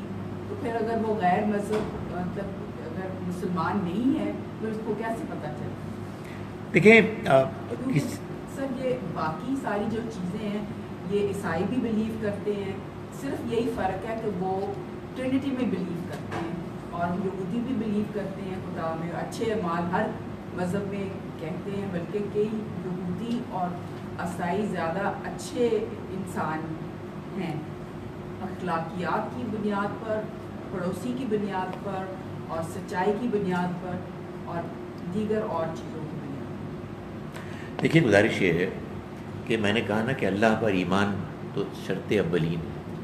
اللہ پر ایمان سے مراد اللہ پر صحیح ایمان، اللہ کی توحید پر ایمان. آپ نے فرمایا ٹرینٹی، قرآن مجید نے یہ بتایا کہ ٹرینٹی کا تصور اللہ کے نزدیک ایکسیپٹیبل نہیں ہے، یہ کفر ہے. ہاؤیور ظاہر ہے کہ یہ بھی اب مقدمہ اللہ کی عدالت میں جائے گا کہ کچھ لوگ تھے کہ جو ٹرینٹی کو ماننے والے تھے، اور اللہ نے کہہ دیا کہ وہ تو کفر ہے. لقد کفر الذین قالوا ان اللہ ثالث ثلاثہ، یقیناً کفر کیا ان لوگوں نے کہ جنہوں نے کہا کہ اللہ 3 میں کا تیسرا ہے. 3 ہے اس میں سے 1 ہے. مگر حقیقت یہ ہے کہ بہت سے عیسائی لگتا ہے کہ اس کو ایسے ہی مانتے ہیں بے سوچے سمجھے، جیسے ہم بے سے سوچے سمجھے قرآن کو مانتے ہیں. نہ ہم نے قرآن پڑھا، نہ انہوں نے اپنے نظریے کو ٹٹولا. ان کا کیا بنے گا ہم نہیں جانتے. ہم تو یہ جانتے ہیں کہ اللہ کو ماننا ٹھیک طرح کا ماننا ہے. اللہ کو تو سارے مشرکین مانتے ہیں، سارے مشرک اللہ کو مانتے ہیں، لیکن اللہ کے ساتھ اوروں کو شریک ٹھہراتے ہیں، جس کے بارے میں اللہ تعالیٰ نے فرمایا کہ شرک کو وہ معاف نہیں کرے گا. سوائے اس کے جیسا کہ میں نے گزارش کی کہ بعض لوگوں کے بارے میں جب یہ بات طے ہو جائے گی کہ اصل میں وہ ایک ہی اللہ کو مان رہے تھے، اور وہ یہ سوچ رہے تھے کہ یہ جو کچھ ہمارے لوگ کہہ رہے ہیں پتہ نہیں کیا بکواس ہے یہ. ٹھیک ہے، ہم بغاوت تو کر نہیں سکتے نا، اب اپنے مولویوں سے تو نہیں لڑ سکتے، تو ہم تو اپنا کام کریں گے. تو اللہ تعالیٰ ان کو پھر ان کی اپنی انڈرسٹینڈنگ اور جو انہوں نے اسٹرگل کی اس کے لحاظ سے ان کے بارے میں طے کرے گا. قرآن کے بارے میں دیکھیے گزارش یہ کہ بات ٹھیک ہے آپ کی کہ جس کو قرآن کی دعوت ٹھیک طرح سے نہیں پہنچی وہ قرآن کے بارے میں جواب دہ بھی نہیں ہے. قرآن مجید کے بارے میں جواب دہ تو ہم ہیں کہ جنہوں نے زبانی کلامی اس بات کا اعتراف کیا کہ یہ اللہ کی کتاب ہے اور بڑی زبردست کتاب ہے، ہدایت کی کتاب ہے، محفوظ کتاب ہے، قیامت تک کے لیے ہے. اور تعلق کیا ہے؟ کوئی تعلق نہیں، سوائے اس کے کہ ظاہری طور پر پڑھ لیا، مردوں کو بخشوا لیا، کاروبار ٹھیک کر لیا، فلاں فلاں وغیرہ وغیرہ. تو ظاہر ہے کہ یہ تو قرآن کو ماننا نہیں ہے. اس لیے ہمیں الگ سے ڈرنا چاہیے کہ ہمیں قرآن کے بارے میں جواب دہ ہونا ہے. لوگ نیک اعمال کرتے ہیں، یہ آپ صحیح کہہ رہی ہیں، دوسرے لوگ ہمارے مقابلے میں زیادہ بہتر پرفارمنس دکھاتے ہیں. دونوں میں سے کوئی ایک امکان ہے. ایک امکان یہ ہے کہ ان کے جو جینونلی اچھے اعمال ہیں وہ اصل میں اس لیے ہیں کہ وہ اچھے لوگ ہیں، اور وہ اچھے لوگ ہیں چنانچہ وہ اللہ کو بھی ٹھیک طرح سے مان رہے ہیں. یہ جو ان کے ظاہری عقیدے میں گڑبڑ ہے یہ ان کے لیے خود بھی ایک مسئلہ تھا. وہ اسٹرگل کرتے تھے، انہیں سمجھ ہی نہیں آتی تھی. تو اب کیا ہوگا اس معاملے میں یہ ہم نہیں جانتے. لیکن بھائی جیسے قتل ہو گیا، ایک قتل بھی تو نادانستہ ہو جاتا ہے نا، ایکسیڈنٹل، مگر قتل ہو گیا ہے. اب یہ مقدمہ اللہ کی دربار میں اس کی عدالت میں ہوگا کہ قتل کرنے والے کو بظاہر جو اس نے قتل کیا ہے اس کو قاتل مانا جائے یا نہیں مانا جائے. تو اس کے موٹیوز کو دیکھا جائے گا، اس کی انٹینشنز کو دیکھا جائے گا، یہ سب کچھ طے کیا جائے گا۔ بالکل اسی طرح سے شرک کے بارے میں بھی ہوگا، مگر ہم بہرحال شرک کو کنڈون نہیں کریں گے۔ ہم یہ کہیں گے کہ یہ ایک بہت بڑا جرم ہے، یہ غلط ہے، یہ اللہ کے بارے میں ایک تہمت الزام ہے۔ سو ان اے نٹ شیل، آخرت میں کس کی کامیابی ہوگی کس کی ناکامی ہوگی یہ فیصلہ اللہ کرے گا۔ ہمیں جو کرائیٹیریا بتا دیے گئے ہیں ہمیں ان کو سامنے رکھنا ہے، خود کو ان کے مطابق ڈھالنے کی کوشش کرنی ہے، لوگوں کو اس کی دعوت دینی ہے۔ باقی یہ حماقت نہیں کرنی کہ فلاں جہنم میں جائے گا فلاں جنت میں جائے گا، یہ ہم نہیں کر سکتے۔ تو پھر سر یہ ہم کہہ سکتے ہیں کہ تمام جو عیسائی ہیں وہ جہنم میں جائیں گے کیونکہ وہ ٹرینیٹی مطلب شرک کرتے ہیں؟ میں نے یہ بات گزارش کرنے کی کوشش کی تو میں سمجھی نہیں کہ جی میں دوبارہ کرتا ہوں کہ ایک ہے ٹرینٹی کا عقیدہ غلط ہونا، یہ تو قرآن نے واضح کر دیا۔ ایک ہے وہ شخص کہ جو کسی خاندان میں پیدا ہوا اور وہ ٹرینٹی کو مانتا ہوا زندگی گزارتے ہوئے گزر گیا، اور سارا وقت سوچتا رہا کہ یار یہ کیا مصیبت ہے یار، مگر سب لوگ کہہ رہے ہیں تو I don't know, I have no idea. ابھی اللہ بہتر جانتا ہے کہ اس نے اس کو کیا مانا، اس کے ساتھ کیا ایٹیچیوڈ اختیار کیا۔ اس کو دل و جان سے ماننا، یہ تو میں آپ کو بتاؤں کہ آپ کسی بڑے پکے مسیحی عیسائی سے پوچھیں تو وہ بھی کہتے ہیں یار سمجھ میں کچھ نہیں آتی، مگر یہ بلائنڈ فیتھ ہے، اس میں وہ بڑا زور لگا دے بلائنڈ فیتھ، لیکن سمجھ نہیں آتی۔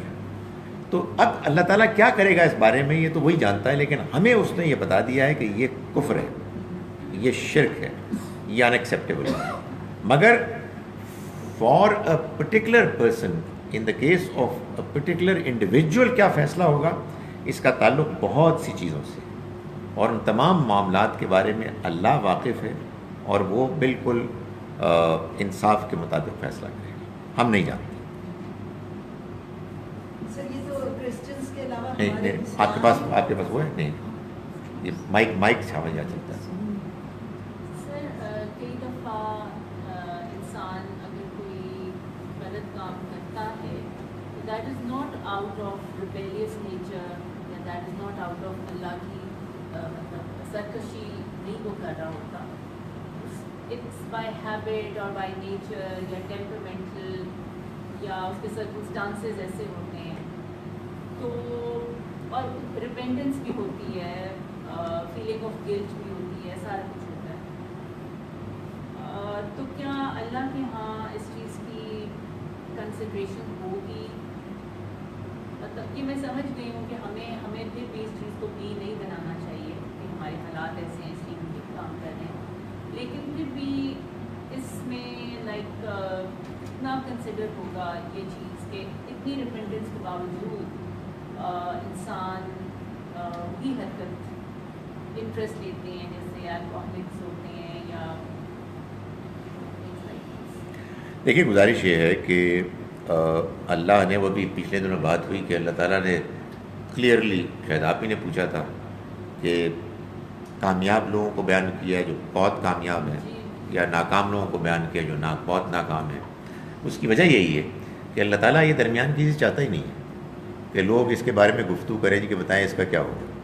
وہ چاہتا یہ ہے کہ ہم وہاں سے نکلیں، ہم اس کو چھوڑیں، اور اوکے یہ خیال آ سکتا ہے کہ جی میرے کچھ جاننے والے فوت ہو گئے ہیں جو کچھ ایسی حالت میں تھے، ان کے لیے ہم دعا کریں گے، اپنے آپ کو یہاں پھنسنے سے روکیں گے۔ یہ ایک بات ہے، یہ میں آپ کو قرآن کے دعوت میں جو چیز مطلوب ہے وہ بتا رہا ہوں کہ اپنے آپ کو الاؤنس نہ دیں، اپنے آپ کو مطمئن نہ کریں کہ نہیں تھوڑے سے تو اچھے ہیں، اتنے بھی برے نہیں ہیں، کیونکہ یہ اصل میں آدمی کو آگے بڑھنے سے روکتا ہے۔ اور آپ کو کچھ پتہ نہیں کہ جب آپ نے اپنے آپ کو الاؤنس دینا شروع کر دیا تو آپ کے ساتھ ایک شیطان لگا ہوا ہے، وہ آپ کو جہاں کہیں آپ ہیں اس کو گھسیٹ کے اور نیچے لے جائے گا۔ یہ بات ہاؤ ایور آپ کی بالکل ٹھیک ہے کہ انسان جب غلطی کرتا ہے تو اصل میں اس کا غلطی کرنا یہ اللہ کے ہاں پکڑ کی وجہ نہیں بنے گا۔ اصل چیز جو وجہ بنے گی وہ غلطی کے بعد اس کا رویہ ہے۔ یا وہ اس کو دہرائے گا، اس پر اکڑ جائے گا تو پھر وہ مارا جائے گا، یا وہ اس کو چھوڑے گا اور اس پر معافی مانگے گا اور انشاءاللہ چھٹ جائے گا۔ آپ ایک وہ درمیان کی بات کہہ رہی ہیں کہ جس کا جواب میں بس اتنا دے سکتا ہوں کہ اگر وہ اسی طرح سے درمیان میں پھنسا رہا تو پھر وہ وہاں بھی درمیان میں ہی ہوگا اور پھنسا کے ہی نکلے گا، اور یہ پھنسا کر نکلنا یہ کوئی اتنا آسان نہیں ہے، یہ بڑا پرابلمیٹک ہے۔ یعنی جو آخرت کو جانتا ہے، جو زندگی کی حقیقت سے واقف ہے کہ یہ آزمائش ہے، وہ یہ کیسے افورڈ کر سکتا ہے کہ وہ ایک درمیان کے راستے میں اپنے آپ کو ڈاماڈول ڈینگلنگ رکھے کہ چانس لے لیتے؟ تو وہ ایک مشکل ایک طریقہ ہے جو آدمی اختیار کر رہا ہے۔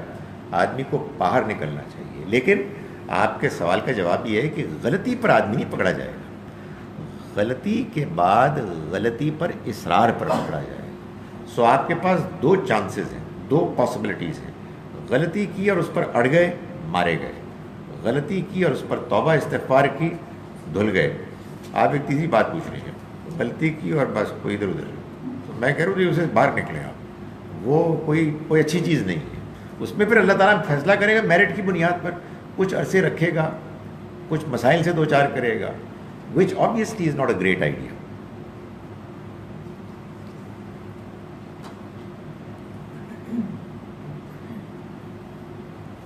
Sir, there's a popular belief that جو اللہ کے ساتھ انسان کا معاملہ ہے اس میں اللہ معاف کرتا ہے، اور جو بندے کے ساتھ ہے اس میں بندے کی معافی ضروری ہے۔ جی، یہ ایک مشہور ایک انڈرسٹینڈنگ ہے کہ اللہ اپنے ساتھ کی ہوئی زیادتیوں کو تو معاف کر دے گا، مگر بندوں کے ساتھ کی ہوئی زیادتیوں کو وہ معاف نہیں کرے گا۔ چنانچہ نماز وغیرہ چھوڑ بھی دی جائے تو کوئی مسئلہ نہیں ہے، شراب پی جائے تو کوئی مسئلہ نہیں ہے، زنا کاری کسی کے ساتھ زیادتی تو نہیں ہے نا، یہ کوئی مسئلہ نہیں ہے۔ بندوں کے ساتھ سویٹ ہونا چاہیے، ان کی ضرورتوں کو، ان کی مسائل کو آپ ایڈریس کریں اور فلاں۔ گزارش یہ ہے کہ یہ ایک بڑی اچھی مثال ہے اس چیز کو سمجھنے کے لیے کہ غلط فہمی پیدا کہاں سے ہوتی ہے، اور ایک اور پرابلم ہوتی ہے غلط فہمی میں۔ اچھا، غلط فہمی ہم سب کو ہوتی ہے، لیکن ایک غلط فہمی وہ ہوتی ہے کہ جو بس غلطی لگ گئی اور آپ کو جب صحیح بات معلوم ہوئی آپ باہر نکل آئے۔ اور وہ کیسے معلوم ہوگی؟ آپ اپنے کان کھلے رکھیں گے، اپنے ذہن کو کھلے رکھیں گے، دوسرے کی بات سنیں گے، مائی گڈنس یار بات سمجھ میں، میں فضول بات مان رہا تھا، اللہ مجھے معاف کرے، اے اللہ تیرا شکر ہے مجھے بات سمجھ میں آ گئی۔ لیکن بعض اوقات بعض لوگ کیا کرتے ہیں، غلط فہمی پالتے ہیں، اس کو موٹا کرتے ہیں، اس کو مدلل کرتے ہیں، پھر اس کے بارے میں غصے میں آ جاتے ہیں کہ اے گل صحیح ہے۔ حالانکہ اگر یہ حضرات اور خواتین قرآن شریف پڑھتے تو وہ آیت پڑھ لیتے جو 2 مرتبہ آئی ہے کہ ان اللہ لا یغفر ان یشرک بہ، اللہ معاف نہیں کرے گا اس بات کو کہ اس کے ساتھ کسی کو شریک ٹھہرایا جائے، وَيَغْفِرُ مَا دُونَ ذَلِكَ لِمَن یشاء، اور وہ معاف کر دے گا اس سے کم تر جس کو چاہے گا اپنے قانون کے مطابق۔ تو مجھے آپ یہ بتائیں کہ شرک میں آپ کس انسان کے ساتھ زیادتی کر رہے ہو؟ شرک تو سر تسر خدا کے ساتھ زیادتی ہے، اور خدا کہہ رہا ہے میں معاف نہیں کروں گا، تو یہ تھیوری تو یہیں آ کے فیل ہو گئی۔ پھر آپ یہ دیکھیے کہ سورہ بنی اسرائیل میں جہاں اللہ تعالیٰ نے قرآن کے 10 کمانڈمنٹس بیان کیے ہیں، یہ ویسے ایک دلچسپ بات ہے کہ میں جب اپنے اسٹوڈنٹس کو پڑھاتا ہوں تو میں ان سے پوچھتا ہوں کہ بچوں سے پڑھا یونیورسٹی کے، آپ کو پتہ ہے 10 کمانڈمنٹس کیا ہیں؟ تو اکثر معصومیت کے ساتھ کہیں کہیں سے ایک سپارک نظر آتی ہے کہ یس سر ہم نے فلم دیکھی۔ سو 10 کمانڈمنٹس موسیٰ علیہ السلام کو جو اللہ کے احکام عشرہ ملے ان کو کہتے ہیں، اور قرآن مجید میں انہی پر یعنی انہی کی طرح ان کے ایکویولنٹ 10 احکام ہیں جو سورہ بنی اسرائیل 17 نمبر سورہ ہے، جس میں ورسز 22 سے 39 تک اللہ نے ان کو بیان کیا ہے۔ وہ کیا باتیں ہیں؟ وہ بڑے بڑے گناہ ہیں اگر آپ ان کو دیکھیں ایک نیگیٹولی، اور بڑے بڑے حکم ہیں اگر آپ دیکھیں ان کو پازیٹیولی۔ ان میں مثال کے طور پر سیکوینس میں، فہرست میں جو سب سے امپورٹنٹ حکم، شاید یہ اردو غلط ہے، نمبر 2 ہے، یعنی اہمیت کے لحاظ سے دوسرا بڑا حکم جو ہے وہ ہے وبالوالدین احسان، والدین کے ساتھ حسن سلوک کرنا ہے، یہ نمبر 2 ہے۔ پہلا کیا ہے؟ وَقَضَىٰ رَبُّكَ أَلَّا تَعْبُدُوا إِلَّا إِيَّاهُ، اور تمہارے رب نے فیصلہ کیا کہ تم کسی کی عبادت نہیں کرو گے سوائے اس کے۔ دس از نمبر 1۔ تو کیا مطلب ہے کہ اللہ اپنے حقوق کو معاف کر دے گا اور بندوں کے نہیں معاف کرے گا؟ وہ تو جہاں بیان کر رہا ہے اس کو پرائرٹی دے رہا ہے۔ نمبر 3، سورہ الذاریات، سورہ نمبر 51 آیت نمبر 56، یہ سب رٹا ہوا میں نے اس لیے، وہ یہ ہے کہ آپ کو یاد کیسے ہو؟ یار جس نے یہ 1500 مرتبہ پڑھایا ہو اس کو یاد نہیں ہوا تو کیا ہوگا؟ Don't be impressed. سورہ الذاریات سورہ نمبر 51 ورس 56، اس میں اللہ تعالیٰ نے یہ بتایا ہے کہ اس نے سانو پیدا کیوں کیتا ہے۔ وما خلقت الجن والانس، میں نے نہیں پیدا کیا جنوں کو اور انسانوں کو الا لیعبدون، سوائے اس مقصد کے لیے کہ وہ میری عبادت کریں۔ اب بندہ کیا کرے کہ لوگ اس آیت کو تو قرآن میں رکھ کے پڑھتے ہوں گے اپنے دادا دادی کو بخشوانے کے لیے، اور دین کو سمجھنے کے لیے شعر پڑھتے ہیں کہ درد دل کے واسطے پیدا کیا انسان کو، ورنہ طاعت کے لیے کچھ کم نہ دے کر روک دیا۔ ایک بڑا ظلم تو یہ کرتے ہیں، اور ایک چھوٹا ظلم یہ کرتے ہیں، کہتے ہیں علامہ اقبال کا شعر، علامہ اقبال کا شعر۔ کیا ظلم ہے یار، آپ سوچیے کتنا بڑا ظلم ہے کہ اللہ میاں کہہ رہے ہیں کہ میں نے تمہیں اس لیے پیدا کیا کہ تم میری عبادت کو، وہ درد دل ہارٹ اٹیک کے لیے پیدا کیا۔ کیا بدتمیزی ہے۔ سو اس طرح کی کوئی بات نہیں۔ however، پھر یہ ہوا کیسے؟ یہ غلط فہمی کیوں ہے؟ غلط فہمی کی ہمیشہ کوئی وجہ ہوتی ہے۔ اب میں آپ کو کہتا ہوں کیا وجہ ہے۔ وجہ یہ ہے کہ اللہ تعالیٰ نے یہ بتایا ہے کہ جب تم گناہ کرو، بڑے سے بڑا، بھی ہم ڈسکس کر رہے تھے، چاہے وہ بندوں سے متعلق ہو چاہے وہ اللہ سے متعلق ہو، اللہ نے اپنی مہربانی سے یہ فرمایا ہے کہ اگر تم مخلصانہ توبہ کرو گے تو وہ تمہارے گناہ معاف کر دیں، بڑے سے بڑا گناہ بھی معاف کر دیں۔ بڑی زبردست اللہ تعالیٰ نے اپنی رحمت کے بیان کرنے کے بعد قرآن میں بیان کیا ہے کہ میرے بندوں کو کہہ دو کہ جو گناہ کیے جا رہے ہیں اللہ کی رحمت سے مایوس نہ ہو، لا تقنطوا من رحمت اللہ، اللہ تمام گناہ معاف کر دے گا، وہ غفور الرحیم ہے۔ تو یہ اس نے کہا سورہ زمر میں، سورہ نمبر 39، پرابلی آیت نمبر 53-54۔ تو اس میں پھر آگے جا کے بتایا ہے کہ گناہ معاف کرے گا ایسے کہ آپ اس کی طرف رجوع کریں گے۔ اس میں یہ بتایا گیا ہے کہ اللہ سے گناہ بخشوانے کے لیے بس توبہ کرنی کافی ہے۔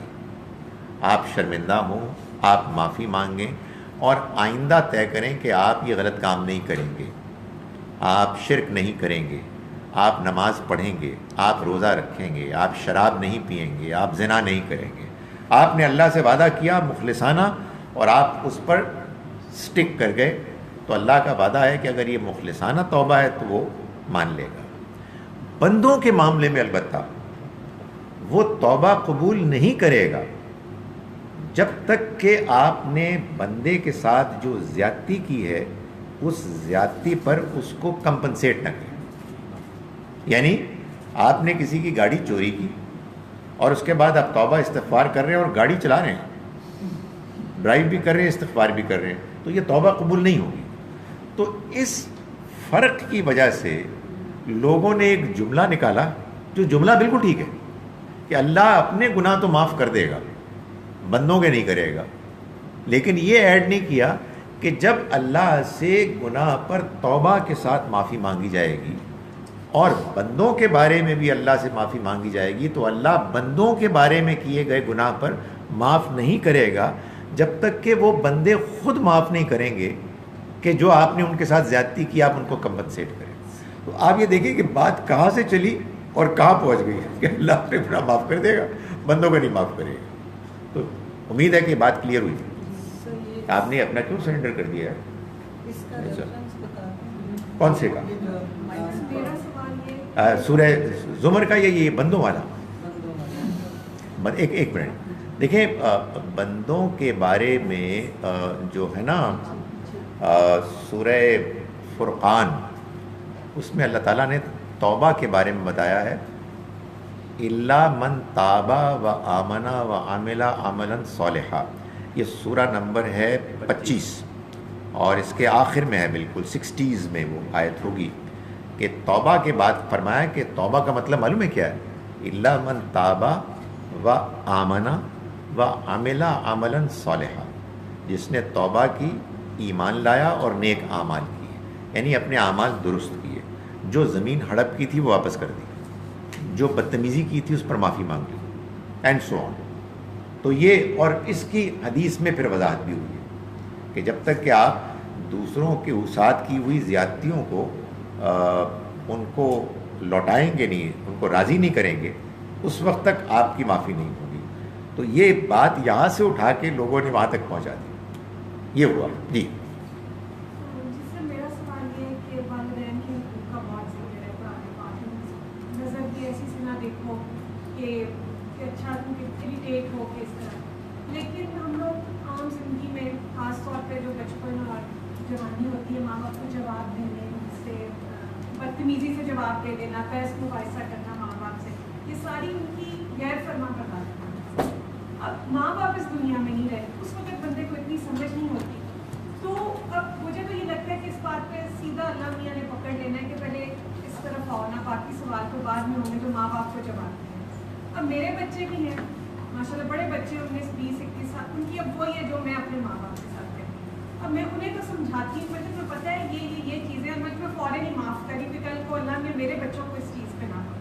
لیکن میرے امی ابو اب اس دنیا میں نہیں ہے, اور میں ان کو بڑے بڑے جواب دیا کرتی ہوں. تو مجھے بڑی اس چیز پہ اب ڈر لگتا ہے. ان کے لیے دعا بھی کرتی ہوں, اللہ میں سے دفعہ رو کے دعا بھی کرتی ہوں کہ اللہ نے جو ماں باپ کو جواب دیے, ان کی گستاخیاں کی, معاف فرما دیں. لیکن اس کی کیا ہم کر سکتے ہیں, اس چیز کا مجھے سمجھ نہیں آتی. دو باتیں میں کہنا چاہتا ہوں. ایک پہلے آپ سے اس کے سوال سے ارریلیونٹ بات ہے تھوڑی سی, وہ یہ ہے کہ یہ ایک بڑی عجیب بات ہے. آپ نے تو اس کو محسوس کر لیا کہ حقیقت واقعہ یہ ہے کہ دنیا کی زندگی میں اللہ تعالیٰ ہم انسانوں کی کوتاہیاں, خاص طور پر جو بندوں کے معاملے میں ہم کرتے ہیں,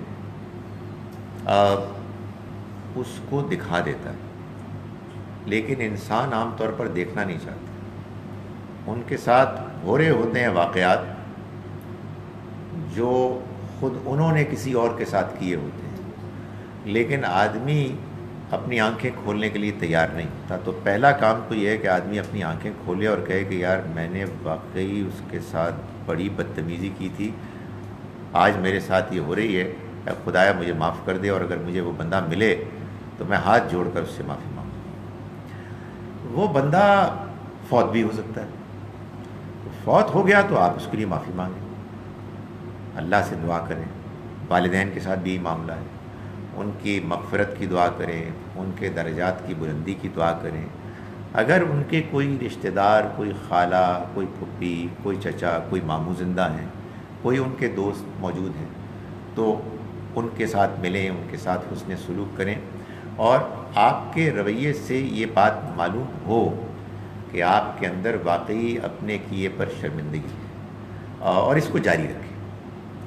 ظاہر ہے کہ اللہ تعالیٰ یہ تو نہیں کرے گا کہ وہ طریقہ کہ جو کسی شخص کے معاف کیے جانے کے لیے ضروری ہے وہ اس کو غائب کر دے کہ ایک بندے سے معافی مانگی تھی, بندہ فوت ہو گیا, تو اب فوت ہو گیا تو کیا ہوا, وہ یہاں سے کہیں اور چلا گیا ہے. آپ ان کے لیے دعا کریں, کرتے چلے جائیں, اور ان کے جو جاننے والے ہیں ان سے ملیں. جب ان کا خیال آئے آپ ان کے لیے دعا کریں, رب ارحمہما کما ربیانی صغیرہ, اے اللہ تو ان دونوں پر رحم فرما، جیسا کہ انہوں نے پالا مجھ کو کہ جب میں چھوٹا تھا. رب اغفر لی ولی والدی وللمؤمنین یوم یقوم الحساب. اس طرح کی دعائیں ویسے بھی اپنی زبان میں دعا کی، یہ تو ہمیں کرنا چاہیے، اور یہ تو باقاعدہ ہماری دعاؤں میں ایک لازمی حصہ ہونا چاہیے. ان کا حق ہے کہ ہم یہ کریں، تو کرتے رہیں انشاءاللہ. جب آپ یہ دعا کرتی رہے گی تو امید ہے انشاءاللہ کہ اللہ تعالیٰ آپ کے ان گناہوں کو معاف کرے گا، اور انشاءاللہ آپ کی ان دعاؤں کو اپنے والدین تک ایک فائدے کی شکل میں پہنچائے گا انشاءاللہ.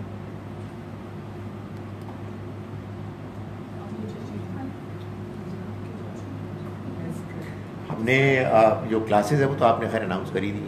جی آخری سوال یہ ہے کہ اگر آخری والدین آپ کا نہ ہوں تو دوسرے کوئی انسان ہو جس کی بارے میں اگر معافی مانگی زندگی میں نہ معافی مانگ سکے تو اس کے بارے میں کیا کریں؟ وہی، یعنی والدین ہوں یا کوئی اور ہو، اگر وہ فوت ہو گئے ہیں تو ان کے لیے معافی مانگنا. اگر ان کے بیوی بچے موجود ہیں، شوہر بچے موجود ہیں، ان کے بہن بھائی موجود ہیں، ان کے ساتھ حسن سلوک کریں.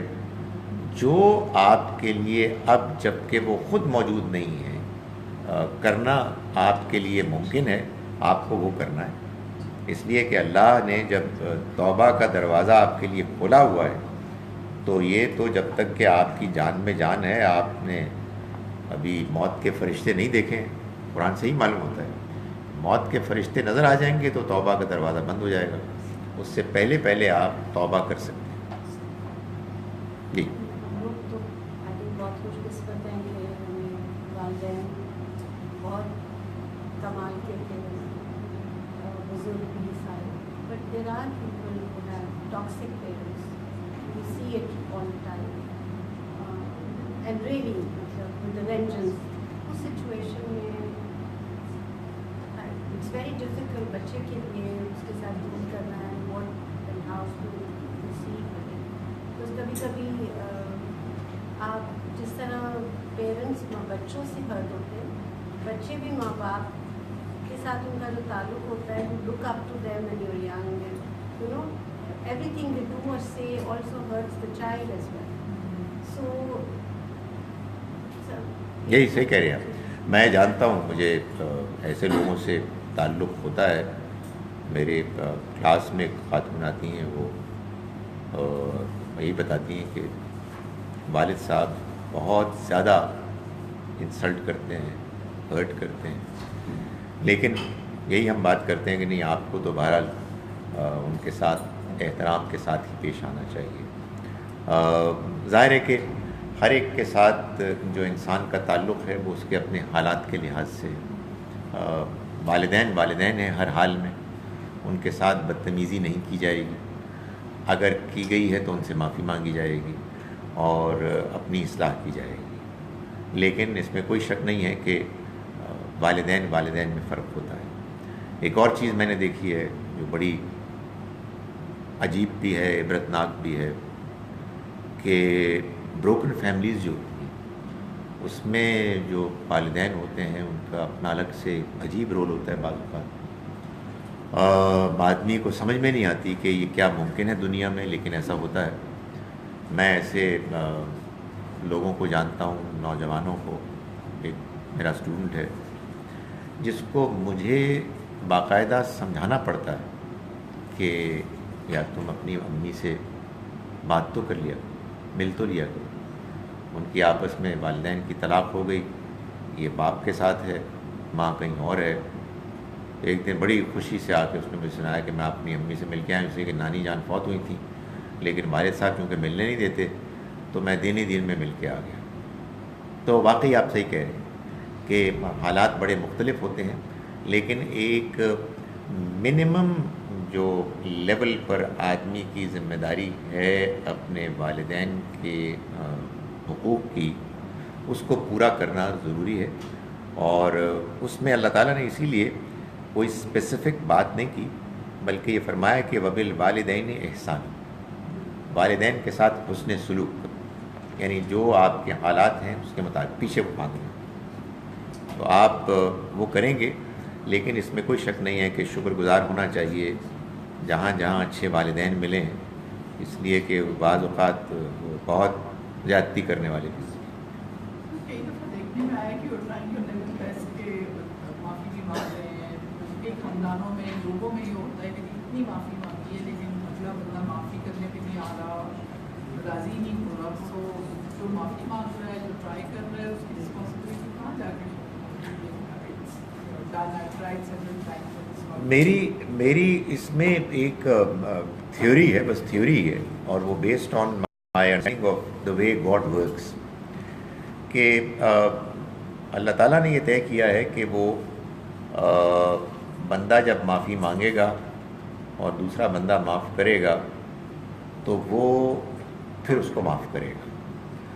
اب اس میں دو شکلیں ہو سکتی ہیں. ظاہر ہے کہ آخرت کو تو ابھی ہم نہیں دیکھ سکتے. آخرت میں تو مجھے لگتا یہ ہے کہ اگر کوئی کیس وہاں تک گیا اور بندے کی معافی مانگنے کی جو اسپرٹ تھی، جذبہ تھا، وہ مخلصانہ تھا، تو اللہ تعالیٰ پھر اس کے دل کو نرم کر کے معافی ایکسیپٹ کرنے کے لیے ہموار کر دے گا راستہ. اس لیے کہ معافی مانگنے والے نے مخلصانہ طریقے سے معافی مانگی. لیکن ایک دوسرا مسئلہ بھی ہے، اور وہ مسئلہ اس کا ہے جس سے معافی مانگی جا رہی ہے. اگر وہ ایروگنٹ ہو گیا تو پھر تو وہ مارا گیا. بھائی جس نے معافی مانگنی تھی اس نے تو معافی مانگنے کا جو بھی حق تھا وہ ادا کر دیا. اب آرڈینریلی یہ بات ہم کو معلوم ہے کہ اللہ معاف کر دیتا ہے، اور ایک بندہ اتنا اکڑا ہوا ہے کہ وہ کہتا ہے میں معاف نہیں کروں گا، تو پھر یہ ایک نیا مقدمہ اس کا اللہ تعالیٰ کے دربار میں ہوگا کہ تم چیز کیا ہو بھائی. بھائی تم کیوں نہیں مانگ رہے، تم کیوں نہیں معاف کرے. ہیونگ سیڈ دیٹ، ایک البتہ معاملہ ہے جو I don't know, I can't comment on it. مطلب لوگ کہتے ہیں، اور یہ اچھی بات ہے، میرا خیال ہے کہ یہ پرابلی فرق کرنے میں یہ چیز بھی ملحوظ رہے کہ ایک چیز ہے ٹو فورگیو اور ایک ہے ٹو فورگیٹ. بعض لوگ کہتے ہیں نہیں، we can't forget, we can forgive but we can't forget. Okay, پتہ نہیں، میں تو ان سے کہتا ہوں اللہ سے دعا کرے کہ آپ کی اس معاملے میں میموری اتنی پور ہو کہ آپ بھول جائیں. کہ بعض لوگ کہتے ہیں میں زندگی میں جو ہم نے برداشت کیا ہے، جھیلا ہے، ہم اس کو بھول نہیں سکتے. تو میں سمجھتا ہوں کہ نہ بھولنا اور اس کو خود سے نہ پالنا یہ کوئی پروبیبلی ایروگنس نہیں ہے، لیکن یہ بڑی بات ہے کہ آپ اتنا ہرٹ ہوئے ہیں کہ آپ بھول ہی نہیں سکتے، لیکن اس کے باوجود آپ معاف کر رہے ہیں. تو دیکھیں، ذمہ داری دونوں طرف سے. معافی مانگنے والے کو معافی مانگنا ہے، اور اس کے معافی مانگنے کا عمل اگر ٹھیک طرح سے ہو گیا، اس نے اپنا کام کر لیا. جس سے معافی مانگی جا رہی ہے وہ اللہ میاں تو نہیں ہے، اس کا بھی ایک رول ہے. اگر اس نے معافی مانگنے کے باوجود معافی دینے سے انکار کیا تو یہ بڑا خدشہ ہے اس چیز کا کہ وہ خدا تعالیٰ کے ہاں ایک متکبرانہ رویہ اختیار کرنے کے جرم میں پکڑا جائے کہ بھئی کیا ہوا تھا یار، غلطی ہو گئی، اس نے غلطی مان لی، تم نے اس کے آنسو نہیں دیکھے، تمہارے پاس وہ روزانہ آ کے معافی مانگ رہا ہے اور تم ٹس سے مس نہیں ہو رہے. سو یہ فیصلہ وہ کرے گا کہ جس کا فیصلہ انصاف، رحمت اور حکمت پر مبنی ہوگا، اور وہ فیصلہ کبھی غلط نہیں ہو سکتا. سر ویسے یہ جو رولز آف جی پتہ نہیں میں صحیح سمجھی ہوں کہ نہیں، مگر آپ بتا رہے تھے کہ جو لوگ برے اعمال کریں گے اور اللہ کو نہیں مانیں گے اور دنیا میں ڈس آنیسٹ ہوں گے، کروئل ہوں گے، ساری بری باتیں کر دی. will give importance to the life of this world, they will surely be punished, even if they are Muslims or non-Muslims. ہاں یہ شکریہ. And then you said the same for people who are good and do good works, they will also be rewarded whether they are Muslims or non-Muslims. جی تو then یہ جو بات ہوتی ہے سارا وقت کہ non-Muslims are better human beings than us and do so much good work, so then is this saying basically that they have a chance to go to heaven? دیکھیں، یہ بات کہ وہ ہیون میں نہیں جا سکتے، یہ تو کسی کا اختیار ہی نہیں ہے کہ وہ کہے. اصل میں دیکھیں غلط فہمی کہاں سے شروع ہوئی، وہی والی بات کہ غلط فہمی کا کہیں سے ایک آغاز ہوتا ہے. یہ غلط فہمی اصل میں وہاں سے شروع ہوئی کہ جہاں قرآن نے یہ کہا کہ جو کافر ہیں وہ جہنمی ہیں اور وہ بدترین مخلوق ہیں. ہم نے کہا کافر کون ہے؟ غیر مسلم. یہ بائی دا وے بلنڈر ہم سارے ہی کرتے ہیں. میں تو اب باز آیا. آئی ووڈ نیور کال اے نان مسلم اے کافر. میرا خیال ہے کہ یہ ایک بہت بڑی غلطی ہے جس کو کہ ابھی تک ہم بھگت رہے ہیں، کیونکہ ہم ظاہر ہے کہ قرآن میں پڑھتے ہیں کہ کافر جہنمی ہے. تو کافر اس شخص کو کہتے ہیں جس کے پاس اللہ کا پیغام پہنچ گیا، اس کو سمجھ میں آ گیا، لیکن اس کے باوجود ضد اور ہٹ دھرمی سے اس نے انکار کر دیا. تو یہ شخص قرآن کا جو بیان، اس کا جو فلسفہ ہے، اس کی روشنی میں میں آپ کو بتا سکتا ہوں کہ کوئی اچھا انسان کر ہی نہیں سکتا. مسئلہ کیا ہوا؟ مسئلہ یہ ہوا کہ جب یعنی جو سچویشن ہوئی وہ یہ کہ نبی اکرم صلی اللہ علیہ وسلم تشریف لے آئے، آپ نے اللہ کا پیغام پیش کیا. آپ کا اللہ کا پیغام پیش کرنا، اس کے نتیجے میں بات آخری حد تک واضح ہو گئی. Not on the first day, after a certain duration had lapsed, بات آخری حد تک واضح ہو گئی. چنانچہ اس سرزمین میں، عریبین پیننسلا میں، جو لوگ حضور کو نہیں مان رہے تھے وہ گندے ناپاک کافر تھے، اور جو آپ کے قریب لوگ تھے وہ پاکیزہ مومن مسلمان تھے. درمیان میں بھی کچھ منافق قسم کے لوگ تھے اور کچھ کمزور تھے، مگر یہ دو الگ الگ گروہ ہو گئے. کب؟ جب اللہ کے پیغمبر موجود تھے. کیوں؟ اس لیے کہ آپ کے آنے سے قرآن نے کہا نا سراجم منیرہ، آپ ایک روشن چراغ تھے، روشنی ہو گئی.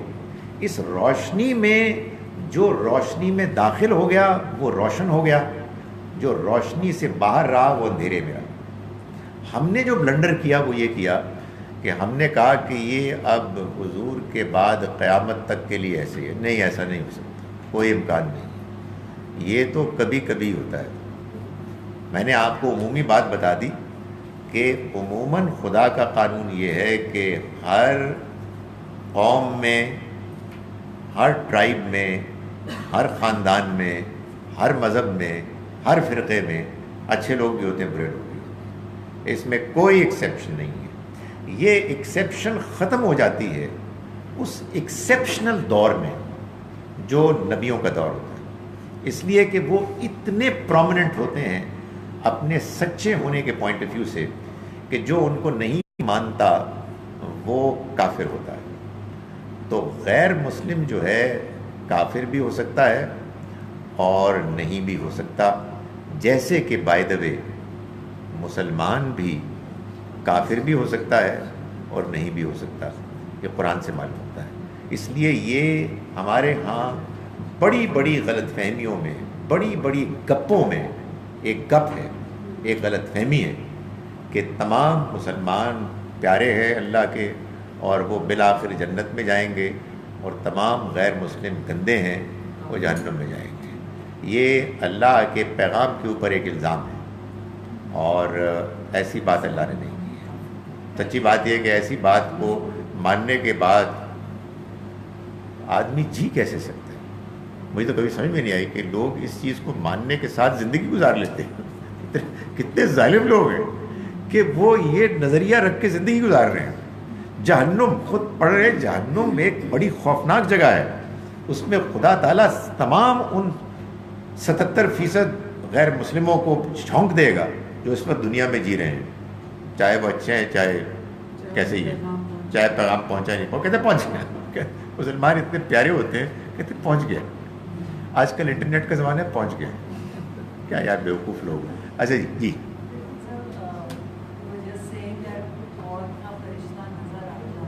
جی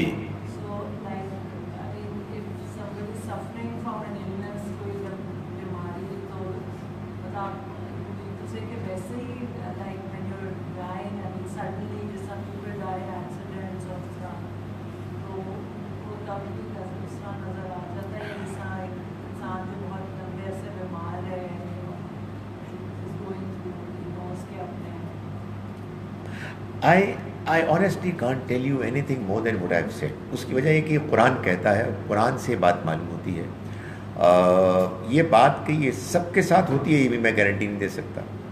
ये बात कि ये मौत से 2 मिनट पहले होती है, 2 घंटे पहले होती है, 2 दिन पहले होती है, 2 हफ्ते पहले होती है, ये भी नहीं मैं बता सकता। मुझे लगता है अब ये अंदाज़ा है, लगता ये है कि हर इंडिविजुअल के केस में प्रॉबेबली ये कुछ डिफरेंट होता है, किसी को ज़रा जल्दी, किसी को ज़रा बाद में।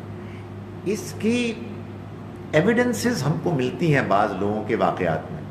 बाज़ बुज़ुर्ग हैं जिनके बारे में आता है वो फौत होने से पहले उन्होंने बताया जी हमें नज़र आ रहे हैं, ऑनेस्टली बता देते हैं हम फला दिन फौत होंगे। यू नो, अभी मेरे एक दोस्त के मामू फौत हुए, उन्होंने कहा जी कि उनकी एक डायरी में लिखा मिला कि मैं जुम्मे के दिन फौत हूँगा और देखना ये काम करने तुमने इतने कॉन्फिडेंटली। सो ये we can not be sure कि क्या ये सबके साथ होता है, प्रॉबेबली होता होगा। एक्सीडेंट में भी आपको क्या पता कि एक्सीडेंट से चंद मिनट पहले बंदे के साथ क्या हो रहा है। मैं आपको एक से ज़्यादा मरतबा बता चुका हूँ कि मैं कई पायलट से मिला हूँ कि जिन्होंने ये बताया कि जब उनका जहाज़ क्रैश होने वाला होता था या हो रहा था तो उन्हें अपनी ज़िंदगी के सारे अहवाल मालूम हो गए थे। सो आई डोंट नो, लेकिन लगता यही है कि अक्सर लोगों के साथ ही होता है। लेकिन इसका ताल्लुक़ ना उम्र से है, यानी ये मतलब नहीं है कि कोई 80-90 साल का हो गया तब उसको फरिश्ते नज़र आने लगे, नहीं, कोई ज़रूरी नहीं है। और ना बीमारी से है कि वो आखिरी स्टेज का कैंसर है और अब उनको नज़र आ गया, नहीं नहीं, वी डोंट नो। ये तो असल में वो बस असल जो वाक़या है मौत का, उससे पहले की कोई बात है कि जिसमें आपके लिए गैब नहीं रहता। आपको ये पता लग जाता है कि यार ये सब बातें ठीक हैं। यू नो, अभी ऑनेस्टली हम बातें कर रहे हैं, भाई एक अंदाज़ा है ना, अल्हम्दुलिल्लाह मानते हैं, लेकिन वो यकीन तो नहीं है कि जो देख के होता है, जिसको ऐनुल यकीन कहते हैं। उनको ऐनुल यकीन हो जाएगा, वो देख लेंगे फरिश्ते को, तो उसके बाद अब उनके लिए इस दुनिया की ज़िंदगी में उनके सांस वो इर्रेलेवेंट होंगे। अब असल में उन्हें मालूम होगा, जैसा कि वो सूरह क़यामा में हमने पढ़ा कि इला रब्बे का यौम इज़िनिल मसाब, तेरे रब ही की तरफ अब जाना है, ये सफ़र उसका उस तरफ शुरू हो चुका है। सो यूँ होगा।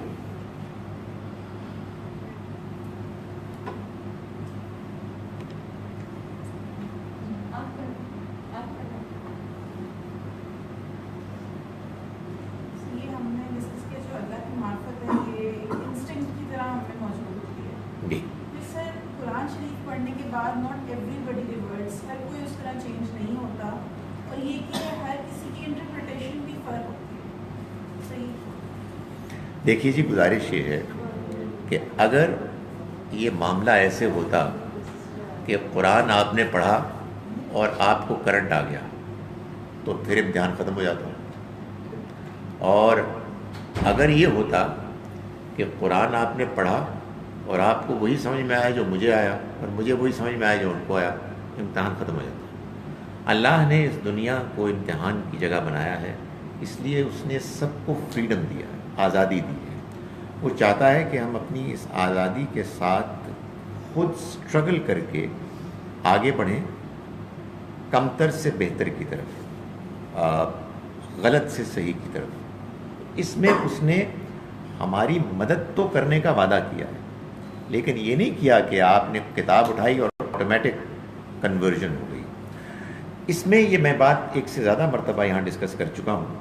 अल्लाह ताला ने बयान की है, तय की हुई है कि कुरान को खोलकर पढ़ने से हिदायत मिलने का ताल्लुक़ आपके अपने रवैये, एटीट्यूड से है, आपकी अपनी दिलचस्पी, इंटरेस्ट से है, विच in turn is linked with your moral performance in this life. आप कितने अच्छे इंसान हैं, आप सच्चाई के बारे में जनरली क्या रवैया इख्तियार करते हैं, आप में कितनी ज़िद कम है या है ही नहीं, और फिर आप एक अच्छे इंसान की हैसियत से अल्लाह की दी हुई फितरत को पहले से अहमियत दे रहे हैं। ये कुरान क्या है, ये फितरत के ऊपर एक और रोशनी है। तो जब आप पढ़ेंगे तो تو آپ کو دلچسپی ہوگی. اس لیے اگر یہ ہوتا کہ سب لوگ قرآن اٹھاتے پڑھتے اور ان کے اوپر اندر کی معرفت واضح ہو جاتی تو پھر امتحان ختم ہو جاتا. اللہ نے اس کو رکھا ہے different relative from situation to situation, from person to person. Mike اب اس کے بعد آپ کے پاس یہ آ گیا ہے, پھر آپ لیں گے. جی طاق راتوں کے بارے میں ذرا کوئی وضاحت کر دیجیے. ایک تو یہ کہ آخری 10 راتوں کا ذکر اسپیسیفکلی کہاں ہے, اور پھر اور نائٹس کے بارے میں, کیونکہ ہمیں مجھے تو ایک وہ خاص سورۃ قدر میں جو ہے ایک رات کے بارے میں ذکر آیا ہے وہ کہیں بھی ہو سکتی ہے رمضان میں, اور یہ کہ یہ رات کیا اور بڑے فیصلوں کے لیے بھی ہے یا یہ ایک بہت بڑا فیصلہ تھا کہ قرآن نازل ہوا, تو اور بھی فیصلے ہوتے ہیں یا وہ سب فیصلے ہو چکے ہیں؟ دیکھیں یہ جو آخری بات ہے وہ تو دونوں جگہوں پر بتائی گئی ہے. سورہ قدر میں بھی تنزل الملائکۃ والروح فیہا بإذن ربہم من کل امر, فرشتے اور روح الامین جبریل علیہ السلام اترتے ہیں تمام اہم بڑے فیصلوں کے ساتھ. سورہ زخرف جو 44 سورہ ہے اس کی آیت نمبر 3 اور 4 میں بھی اللہ تعالیٰ نے یہی بات بیان فرمائی ہے کہ ہم نے اس کو ایک مبارک رات لیلۃ مبارکہ میں نازل کیا, اور فرمایا کہ فیہا یفرق من کل امر حکیم, اس میں تمام حکمت کے معاملات الگ کیے جاتے ہیں. بظاہر ایسا لگتا ہے کہ سال بھر کے فیصلے فائنلی جو امپلیمنٹیشن کے کارندے ہیں ان کو تھما دیے جاتے ہیں کہ یہ تم نے اس کو امپلیمنٹ کرنا ہے. سو فیصلہ تو پہلے سے موجود ہے لیکن وہ بالآخر امپلیمنٹیشن کے لیے دے دیا جاتا ہے. دوسری چیز یہ ہے کہ یہ تو پہلے سے ہی تھا, یہ شروع سے تھا. ہم کو یہ بتایا گیا قرآن میں کہ ان اہم فیصلوں میں ایک فیصلہ قرآن کے نزول کا بھی تھا. چنانچہ یہ قریش کے لوگوں کو کہا جا رہا ہے کہ تم کتنے ناقدرے لوگ ہو کہ تمہارے درمیان کے ایک تمہارے ساتھی جن کو اللہ نے چنا اور وہ کتاب اتاری کہ جس کے اتارنے کی رات اس نے وہ سلیکٹ کی کہ جو وہ رات ہے کہ جس میں اہم ترین معاملات طے ہوتے ہیں اور پھر بھیجے جاتے ہیں, اور تم اس کو اہمیت نہیں دے رہے. دوسری بات یہ ہے کہ یہ دونوں چیزیں ہم کو حدیث سے معلوم ہیں.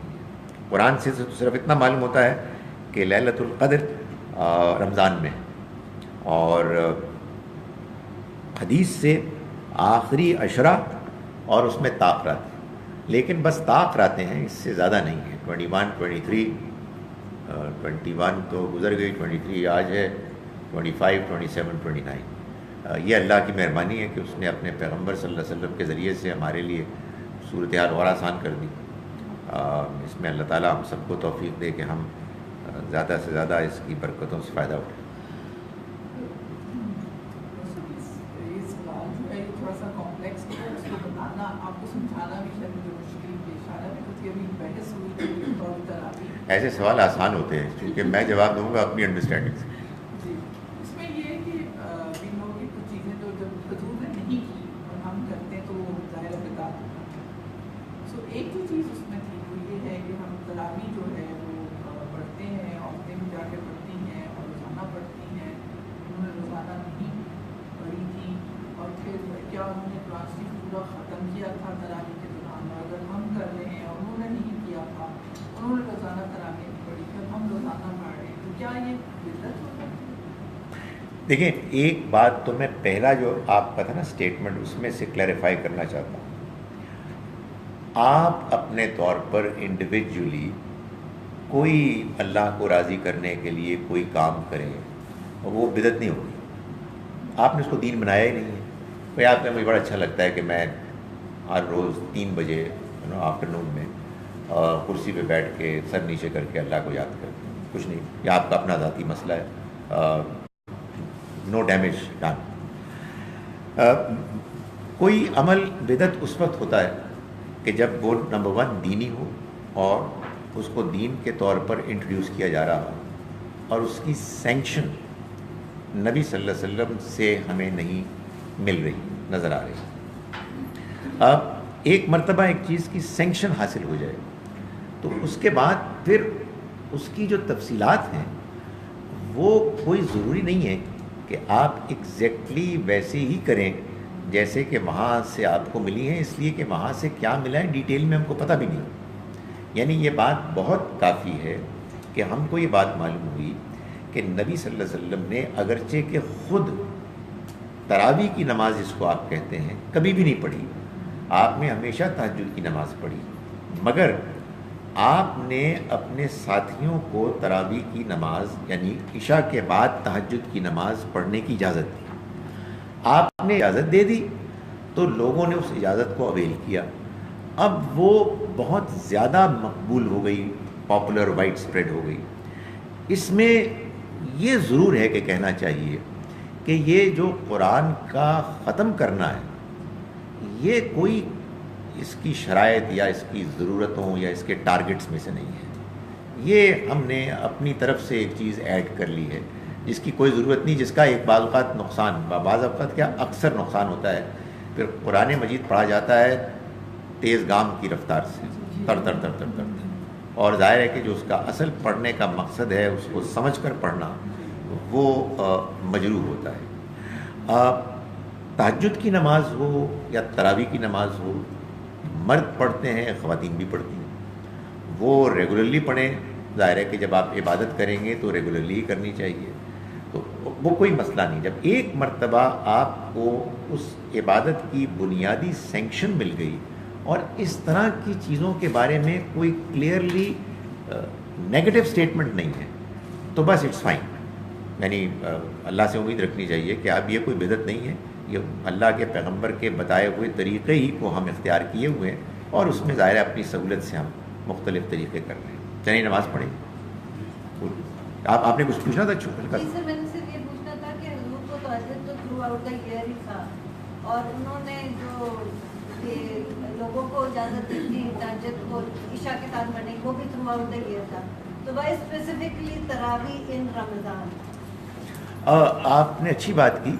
ہم عشاء کے بعد وتر پڑھتے ہیں، وہ تو سارا سال مطلب پڑھتے ہیں. تو رمضان میں لوگوں کو زیادہ دلچسپی ہوئی.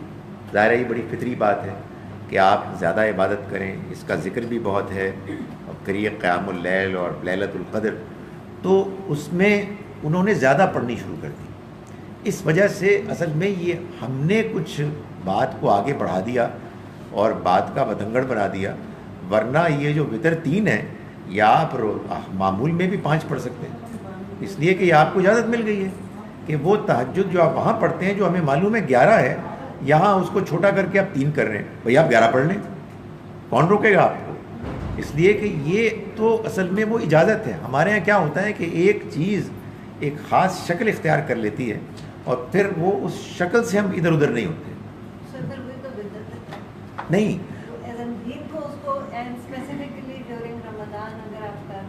نہیں، وہ اجازت کے ساتھ ہے نا. یعنی بات یہ ہے کہ بدعت تو یہ تب ہوتی کہ جب یہ بالکل کوئی نئی چیز ہوتی.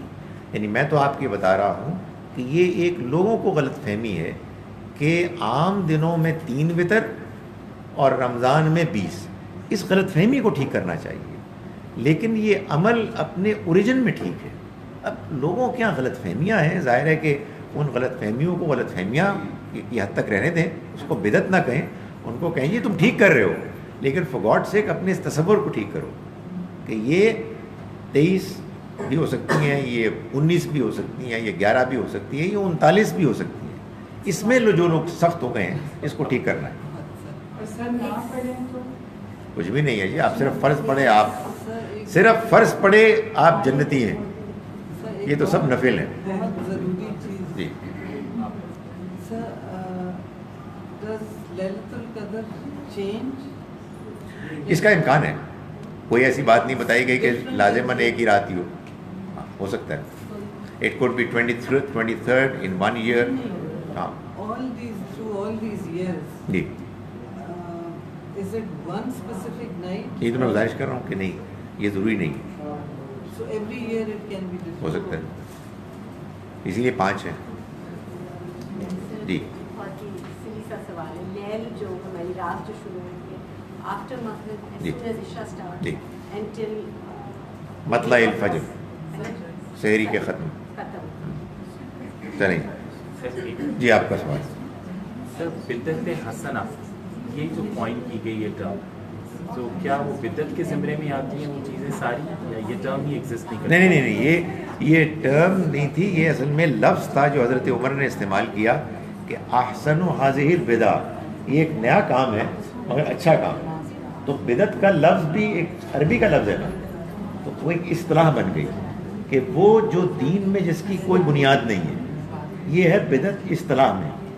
لیکن لفظ نیا یہ انہوں نے تراویح کے لیے استعمال کیا کہ جو باجماعت تھی.